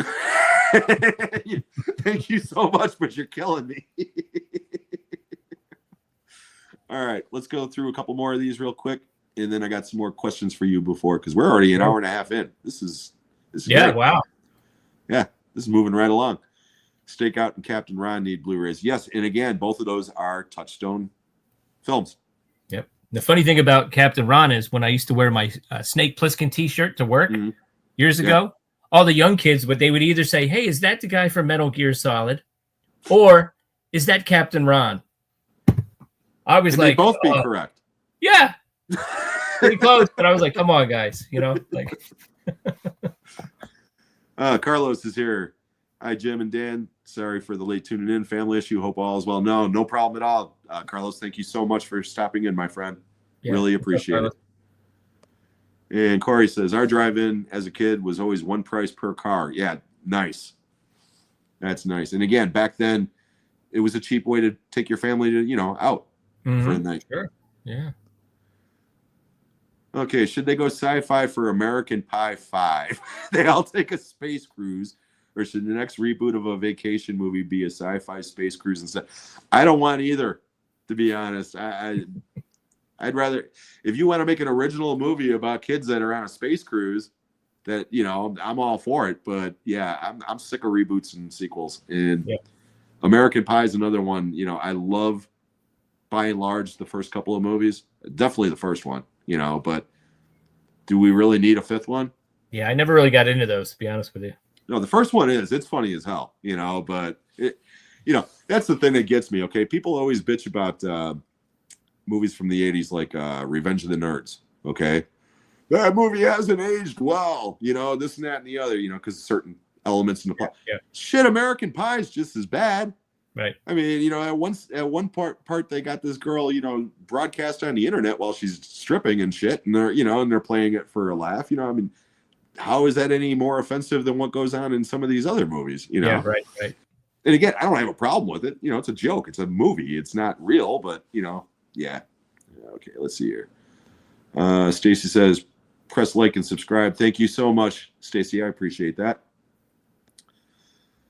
I'd like to call James Bond No Time to Die, No Time for Pie. Nice. Okay. Oh, here we go. Carlos has got some good ones for us here, buddy. Because me and him do these movie face-offs all the time. On WhatsApp. So, movie face-offs. Duel versus Christine. That's a hard one because I have such a soft spot for Duel. I remember watching that on TV with my mom, and that's one I showed to my son. And then I took my other son to see Christine in the theater a couple years ago when they brought it back at one of our local theaters. So Man, that is a tough one. I'll have to go with Duel on that one, just for more nostalgia, a little extra Okay, nostalgia. Then we got The Car versus Maximum Overdrive. The Car for nostalgia. He didn't even hesitate on that one. To be honest, like I kind of remembered everything around that movie more than the actual movie for years. I remembered being scared of the trailer, the commercial for it. I think I may have seen some of it on TV, or I may remember my friends talking about it in school the day after, because they were like, at the end in the flames, you could see a face. The devil was in the flames. And I was like, I don't know if I saw that, but eventually I did see it. And yeah, I prefer it way, like, I know Maximum Overdrive is kind of funny to watch, but for me, it would almost be hard to get through right now. Yeah. Aliens versus Predator, and not Alien versus Predator. Yeah. So Predator or Aliens? That's a close one. I'll go Predator. Wow, I thought you were Very going to close. go Aliens. I thought for Very sure close. you were going to go Aliens. Yeah, I'll go with Christine. I'll go with Aliens, and I gotta do it. I gotta go with Cocaine the movie over The Car. As much as I love The Car, but I got a big soft spot for Cocaine the movie. So excellent question, Carlos. Thank you. Let's see what else we got here, because I got a couple more questions for you, and I got to make sure I get to them. Stacy, should Richard Pryor and Gene Wilder have played the lead roles in Three Fugitives or Stakeout or Harry and Marv in Home Alone, or all three or none of those? Health and motive not a factor. See, that's just it. Health would have definitely been a factor at that point for both of them. Well, not for Gene Wilder, but definitely for Richard Pryor at that point. Yeah. And quite honestly, out of those three movies that you mentioned, the only one that I like is Stakeout, because I've never been a fan of the Home Alone movies. I mean, they're a little bit younger for me. I mean, I was in my 20s when that movie came out.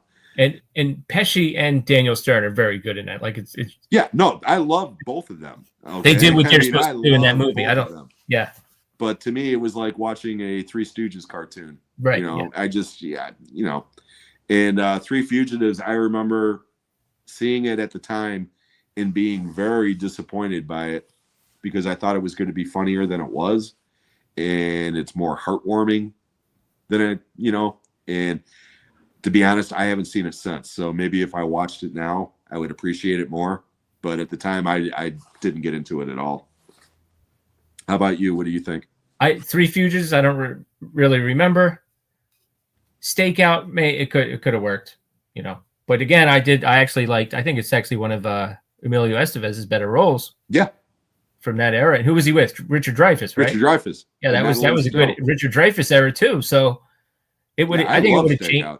Yeah, it would have changed it and made it probably a little goofier, maybe. I would guess. So I kind of like it the way it is. Yeah. Despite the fact that I love Pryor and Wilder, Yeah. Yeah. But Stakeout, to me, that's a really solid movie. I mean, it really is. And again, I haven't seen it in years, so maybe it's not as good as I remember it. But I remember at the time thinking that it was hilarious. Barry says his favorite Goldie Hawn moment was Goldie Hawn in her ass and overboard. Can't argue there. Okay, one more from Carlos here before I get into my stuff. Movie Face Off. Stripes versus Private Benjamin. Stripes. Yeah. 48 Hours versus Lethal Weapon. I'll have to go Lethal Weapon on that one. I'll go with Lethal Weapon as well. Alien versus The Thing. I'll have to go with The Thing. Gotta go with The Thing. Yep. Yeah, the first one was harder for me, Carlos. Yeah. Okay, just make sure there's nothing else here. All right. Here we go. Now, this question I did ask Carlos, but I'll repeat it to you. What film do you think that is generally beloved by most? Okay, that you just think is overrated as hell? Overrated as hell. That's a tough one. I don't want to get in trouble. No. Because after this, I'm going to ask you for your hot take of the day, so don't worry. Yeah. That's a tough one. Overrated. I mean, when Titanic came out, I just didn't get it. I didn't get. Okay, it wasn't. Did I hate it? No, I didn't hate it. But I was amazed that teenagers were going back to see that multiple times. Right. A movie that long. I was amazed by that. But I mean, hey, more power to them and everything. I don't think it's the greatest thing ever. I'm right there with you. I've never right there with you. I've never really felt like rewatching it, to be honest with you. And I gotta be honest with you. I always thought, like, when Lord of the Rings came out, when the trilogy came out, I envisioned myself like getting the trilogy, watching the extended versions, and I've never had the urge to go back. Really? I saw the first two on video. We saw the third one in the theater. I enjoyed it. Thought it was great. I was kind of happy. Got nominated when it came out. Never really had an urge to go back to those movies. And of course, we've already discussed the abomination it was, the Hobbit movies that came after that. Maybe that was like a couple of nails in the coffin. I don't know, but yeah, those fucking Hobbit movies, man. Okay, flip side of that, how about a movie that most people think is just god awful, and you think it's totally underrated? Ooh, that's a good one. We don't necessarily mean anything that is like a B movie. Right. Okay. Right. Mm-hmm. Like just a general movie that is, most people are like, no, that movie sucks or whatever. And you're like, no, it's not. And here's why. Right. Let me see. I mean, my friends, Jason and Joe, the guys that inspired the top 3 challenge on Thursdays, they've recently been covering some of the Stepfather movies. The third one doesn't have Terry O'Quinn. It's actually pretty good. I was pretty surprised. They inspired me to check that one out. Is that the remake or no? There's a third one with it was okay. made for cable. It has a different guy. He in the beginning he gets plastic surgery. Oh, okay. He's played by a different actor. It kind of makes sense, right? Because there's only so much you can do with your hairline. Yeah. So that was actually pretty good. And my understanding was that wasn't well received. And then even the remake is actually pretty good, I think. I do like, and I know this one was very controversial. People went different ways. I actually do like the original I Spit on Your Grave. And I like the remake. And I like the third sequel to the remake. Those are all good. Opinions are all over about those. Yeah, I haven't seen them. I saw the original one. Yeah, way back when. Right. And yeah, like I said, I don't like rapey movies. I wouldn't have it if anybody said that they didn't like those movies. I would not have. I wouldn't argue with them. Wouldn't try to convince them otherwise. I even regret getting the. Sometimes at Walmart they have the special covers and everything, so I've got some of the glow in the dark covers. They had like a Valentine's Day series, so they had like My Bloody Valentine, the obvious one, and the remake.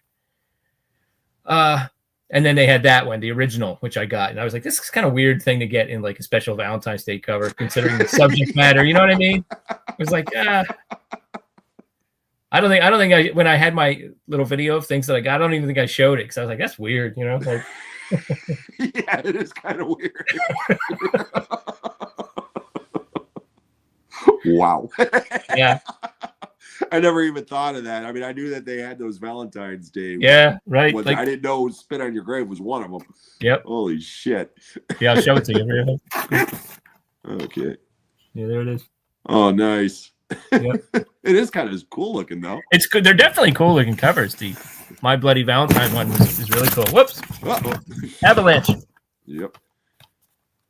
Oh, yeah. That's cool. Definitely pretty cool. And real quick, I just want to say Larry, the Horcat dad, is here. And Larry, congratulations. He just hit 1,000 subscribers very recently. So congratulations for that milestone, buddy. You do excellent work on your channel. And we also have Alex here. Hey, Alex. Thank you so much for being here, buddy. I really appreciate you stopping in. And we'll just go on through here real quickly. Okay. Since we were just talking about top 3, I'm going to throw some top 3s your way. Don't even think about them. Just bam, bam, bam. All right. And we're going to try to take you out of your comfort zone a little bit. Okay, so we're not going to be talking necessarily about horror films or martial arts movies or stuff along those lines. So, top 3 buddy cop films. Ooh. And they don't have to be in order, just 3. Okay. Lethal Weapon. I'm gonna say Lethal Weapon 2, but something might knock it off. Hold on, but okay, French Connection. I love Roy Scheider in that too. You know, he's a big part of that. French Connection, and I'll go. Okay, so I'm knocking off Lethal Weapon 2. I'll go with 7. How's that? 7? Buddy cop. Yeah. See, now I wouldn't even have thought about that, but that's good. That's good. That's good. Okay. And you notice I'm not subjectifying myself to these questions, just you. Yeah. Okay. Top 3 Stephen King films. Oh, okay. Okay, so so Christine would count, right? Even though it says John Carpenter's. Yes. Okay. Yes. Anything Christine. to do with Stephen King doesn't have to be horror. Christine. The original Salem's Lot TV. Nice. Nightmare-inducing original miniseries. Nice. And then, well, let's see. Stephen King films. I guess I'll go with Cujo. Nice. Yeah. Yeah, I was waiting for Shawshank to come out, but no, nice. I like it. Yeah. I do like that. Before I go any further, I saw this comment and I thought it was funny. My good friend Alex from the UK, Alex Wilson, is here. His top 3 Stephen King movies: The Langoliers, Stand By Me, and The Stand. Now, Stand By Me and The Stand, I like. The Langoliers, really? For The Stand, the original miniseries with Gary Sinise. Yeah, the original Stand. Yeah, that was good. That was really good. That piece of shit Apple remake or whatever that was. Oh God, did you ever see that? No. Oh God, it was horrible. I didn't even hear much about it. I was pissed watching it because it was like they totally changed the timeline of the book. Okay, so they basically had a lot of flash forwards, but they eliminated half the damn characters, combined them, and then created some new characters, and it was just. And as bad as everything was, the worst thing, Trash Can Man, who is one of my favorite characters, okay, was played by Ezra Miller, the guy who plays the Flash. Now, again, I know a lot of people don't like that guy, and fair enough. I don't really like him either, but that's got nothing to do with my problem with him in this. He is so over the top bad in that part, man. It's painful to watch, man. It is just, yeah. Don't bother with it. It's I won't horrible. bother. I'll watch the original miniseries again. Yeah, first. Absolutely. Yeah, and that's my favorite Stephen King book. So I was pissed off when I saw the new version. I mean, the miniseries, for what it is, it's faithful to the book, you know, and it's got the limitations of network TV, but it still works, you know. Okay, I'm off my soapbox. Here we go. Top 3 teenage sex comedies. Go. My Secret Admirer. Secret Admirer. Yep.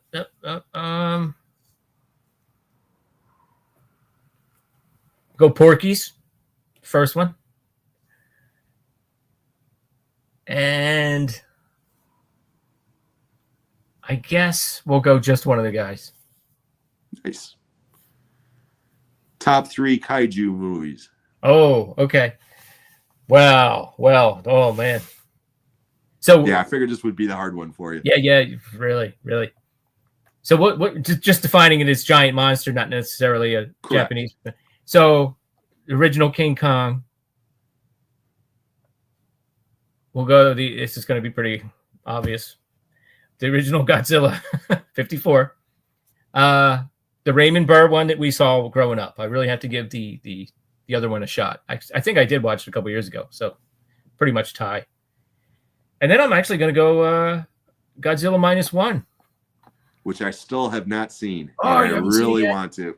Oh, you got to check that out. Yeah, I'm going to pick that one up eventually. Yeah. But yeah, I've heard incredible things about that. I really want to kind of get it's going to be hard. It's going to be a tough sell, but I actually want to get my daughters, because my son's went to theater with me. I saw it twice in the theater. They went the second time. I want to get my daughters to sit down and watch it with me because it's just such a good film overall. You know, with good drama elements. I think if they get 20 minutes into it, they're gonna be like, oh, okay, this isn't what I thought, and they'll get a kick out of it. You know, they'll like it. But yeah, cool. Okay, people have told me that they like my hot takes and rants on my channel. I'm giving you the opportunity. You get to have a 30-second hot take about any movie you want. What would that hot take be? Well, I let's say I let me see if I can destroy a more well-known movie. Because okay, recently. All right. I watched and I've never reviewed or anything, but I think it was like a Christmas themed movie last Christmas. Silent Knife. With, it had what's his name from Jeepers Creepers and Drag Me to Hell, Justin Long, right? Okay. He was good, and he had funny teeth, and he played a good character in another movie that would have been great. So it's like a slasher version of It's a Wonderful Life. And it's just the thing, like I didn't really like it. I didn't really like the characters. The premise didn't grab me, but also like I like movies, Halloween movies that have that Halloween feel, and I like Christmas movies that have that Christmas feel. None of the decorations of the streets seem authentic to me, and as it went on, my eyes started to look for things, you know, because the movie just wasn't engaging me. And like the house that they lived in, it looked like a fake house. It looked like put a sofa, chair, TV, Christmas tree, generic presents. It didn't look like a lived-in house. Like all those movies from the 70s, like we used the word gritty before. They looked like real, you know. It had this genuine feel. The whole thing looked kind of fakey to me. Just didn't like it. Yeah, I never even heard of that one. Yeah. Some people actually liked it. I mean, a lot of people gave it pretty positive reviews. And, you know, I mean, the only thing I can remember is Justin Long's performance was pretty good, but that's about it. Better than Tusk. Okay. This is my time to be Sean from Movie Assault. I haven't seen it. I've never seen Tusk. I haven't seen it. You're not missing much. Okay. But I did watch. So yeah, Texas nailed that when he said that, because I never even thought of that connection. And then as soon as he mentioned that on our chat on New Year's, I was like, holy shit, he is absolutely right, because it is. Yeah. It's the same exact movie. Is. Yep. Same exact movie. That's a movie I was aware of when I was a kid, but the circumstances. I remember asking my dad if we could watch it, and he was like, we're not watching that. Yeah, I saw on TV way back when, probably on one of those creature features or whatever. But yeah, I haven't seen it since. You know, I just watched it. Remember it though, first time. Yeah, so I was like, yeah. I mean, Tusk. Like I said, the practical effects in Tusk are actually really well done. I mean, there's some gross, gory, nasty stuff in that movie. You know, and Michael Parks is great. Yeah, you know. He's one of those actors, you know, he was great in everything, you know, so, but, yeah, it's not a great movie. It's really not. Okay. Let's see. It's a Wonderful Knife. Yeah. Thanks, It's a Wonderful Knife. Title. That's the title. That's the title. Yeah. Larry says, drag my wife to go see -1 for the short theatrical run at first ad. Nice. And he also thinks Tusk is okay. It's a movie. I mean, again, I love Kevin Smith, and I like the idea that he tried to do something different, you know, out of his comfort zone.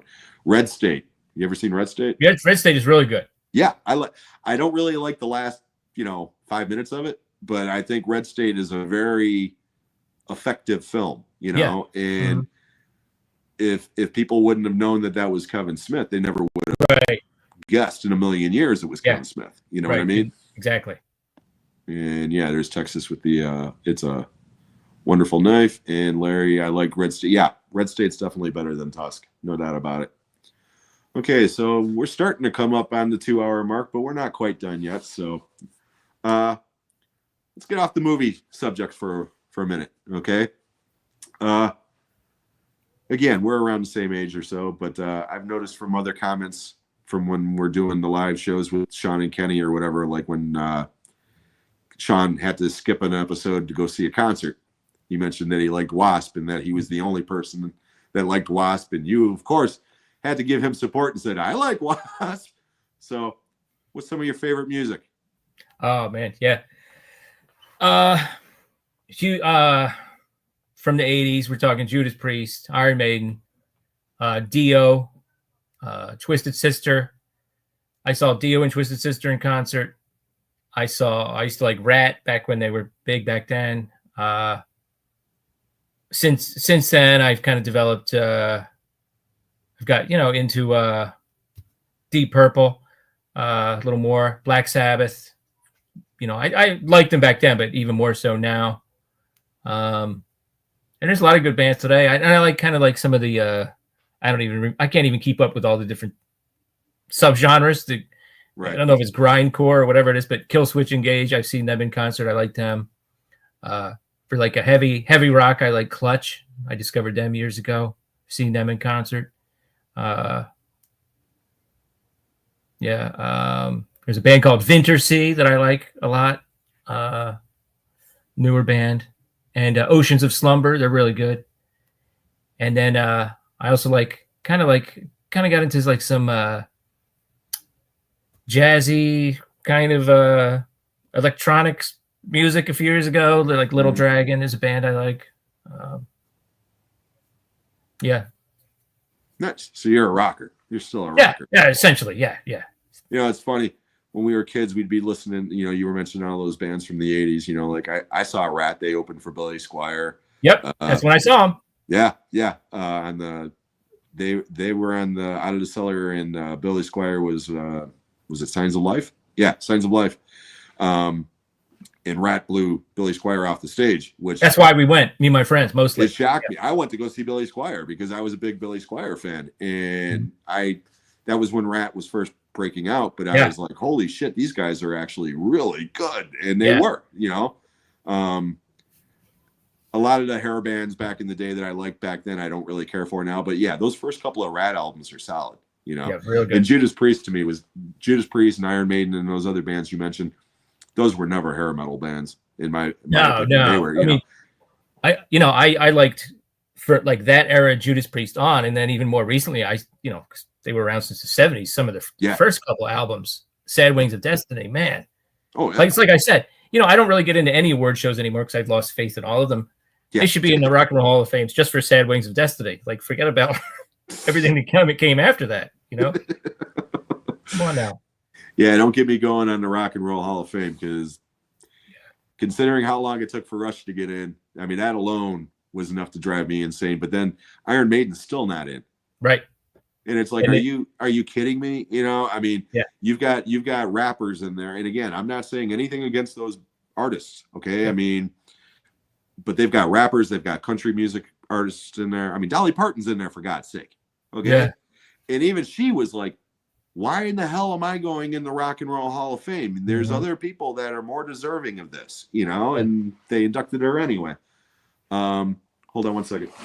The movie's over. Okay, you're going to have to give me a couple more minutes, Mom. Okay, that's fine. Just hit exit. Okay. Sorry, Dan. Anyways, Gone with the Wind. I put Gone with the Wind on for her, thinking that would be long enough to take her. And it literally just ended 2 minutes before we're scheduled. Okay, so you already kind of answered my next question because I was going to ask you if you had any predictions for the Oscars, but you said that you kind of gave up on those. Yeah. I mean, I kind of feel, I don't know, I have a strange feeling. I kind of feel like The Substance could win. And I really think Demi Moore will win. Yeah. Only because, it's a combination of merit and have you paid your dues? And I think she's paid her dues. And not only that, it was kind of a brave performance too. It's a very brave performance. You know what I mean? From both of them. Yeah. From both of them. I mean, because I don't think Margaret Qualley is getting the recognition she deserves. No. For that movie, quite honestly. Mm-hmm. I think she is just as good as Demi Moore. Yeah. And even though they're playing the same person, they are totally different, But I mean, like I said, that movie, I gotta admit, it's still in my head. I watched it last night. It's still there. So it's like, I'm going to watch it again. And like I said, I think the second time around, now that I know what to expect, so to speak, I'm gonna probably even appreciate it even more. And a lot of movies aren't like that. Right? So, No, I know. Mhm. All right. Well, we're gonna be wrapping this up in a couple of minutes, but I want to see what else we got here. Make sure I didn't miss anything. Mike is I like Wasp too. Chris Holmes is an animal sleeping in the fire. Awesome song. Yep. And I like Wasp's early stuff. We Yeah. used to listen to that. We like my friends would come over. We would put the cassette in and then like shut the door because it had all the parental, the warnings on it. So we would have the volume turned down. And then years later, he kind of, found Religion. That stuff's really good too. Yeah. Let's see here. Just want to double check real quickly here. Oh, Greg's here. Hi, Greg. Yeah, a little late, but better late than never, my friend. Thank you so much for coming. I appreciate that. And Mike, the substance was insane. Yes, and that is a perfect way to describe that movie, Mike, because it is very insane. It's just, that movie is nuts, man. I loved it. But anyways, we're at the 2-hour mark, so I think we're going to be wrapping this up. But before we go, I want to give Dan another chance to give his channel some love and let us know if there's anything coming up on the channel we can look forward to or any other exploits you may have on YouTube. So the floor is yours, sir. Please.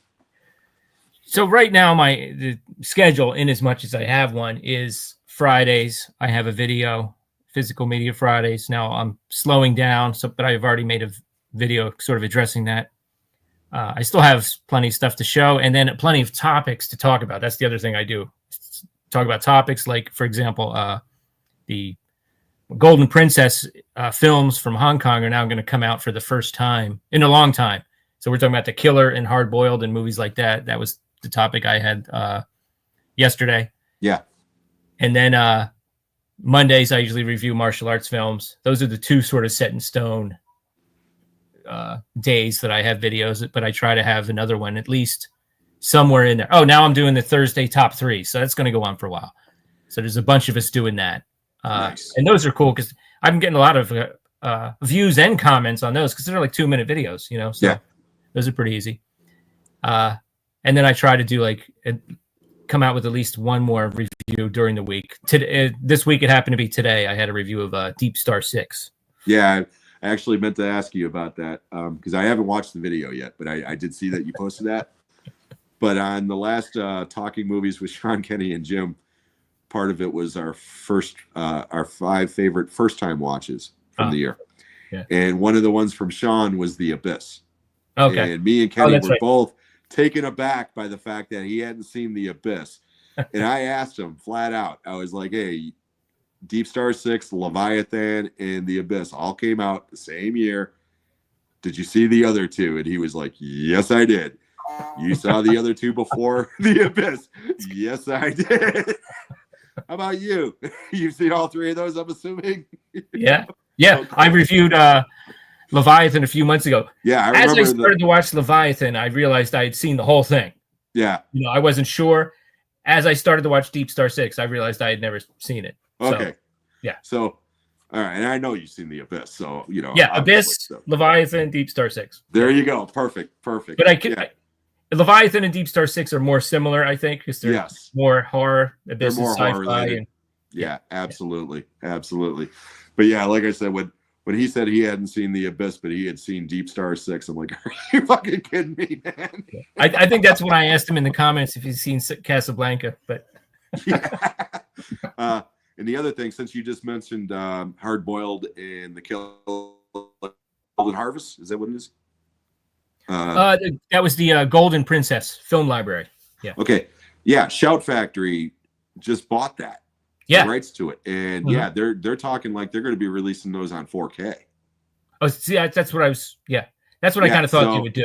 I didn't know if they actually came out with any kind of announcement yet, but I meant to ask you about that earlier in the show because again, when I saw that article on Blu-ray.com or whatever, I immediately thought of you. Yeah, because I did that. I mean, this video was way back when, but I have the 2-pack of The Killer and Hard Boiled, that old DVD. And I remember in the comments, you were like, oh man, I wish I had that, blah, blah, blah. Well, yeah. Those are my movies. You're going to get the good versions soon, my friend. So yeah, that's something we could both look forward to. Yeah, all definitely. right. again, I want to thank you so much for being here, Dan. This was an absolute blast. Long time coming. Hopefully, you'll come back again sometime down the road if need be. But I would Definitely. love to have you back on here. So if you, everybody in the chat or who is watching, if you have not done so already, please subscribe to Dan's channel. He is at Mr. Dan and Horror 4230. And like I said, he's got so much great content on that channel. I cannot say enough. So, Dan, this has been a treat. I really appreciate it, my friend. 2 more items of business here. The next scheduled episode of Shooting the Shit with Jim will be 2 weeks from today. Same time, same bat channel. And if you weren't here at the beginning of the chat when I announced this, my next channel will be another European guest. This time from all the way from Sweden, we are going to welcome Daniel from Frank's Collecting Castle is the name of his actual channel, but you can catch him at Frank's Comic Castle 4928. I'm going to leave links to both Dan's channels, Dan and Daniel's channels, in the description on a community post that I'm going to drop later on this afternoon. And I'm inviting all of you to, again, if you haven't done so, please subscribe to both of their channels. Both of them are excellent people, and they have excellent channels. The last bit of business is on this coming Tuesday evening, the 28th, will be the next live installment of Talking Movies with Sean, Kenny, and Jim. We will be discussing what we feel are the biggest snubs in Oscar history and biggest surprises in Oscar history. And our special guest that evening will be the one and only Mike's DVD and Blu-ray collection. Old movie man Mike himself will be our guest for that. That will be at 7 p.m. Eastern time on Tuesday evening. And as usual, you can watch that live on Sean's channel at Movie Assault or at the Talking Movies channel, Talking Movies 2024. So I hope as many of you as possible can join us for that. That will be a lot of fun on that show. So I'm really looking forward to that one. So I want to thank everybody in the chat who showed up today to ask questions and leave comments to us. Some great questions in the comments sections today, guys. I really appreciate it. As usual, I appreciate all of your support. And we will be catching everyone on the next one. Thanks a lot, guys. Thanks a lot, Jim, for having me. Appreciate it. No problem. Thank you, buddy.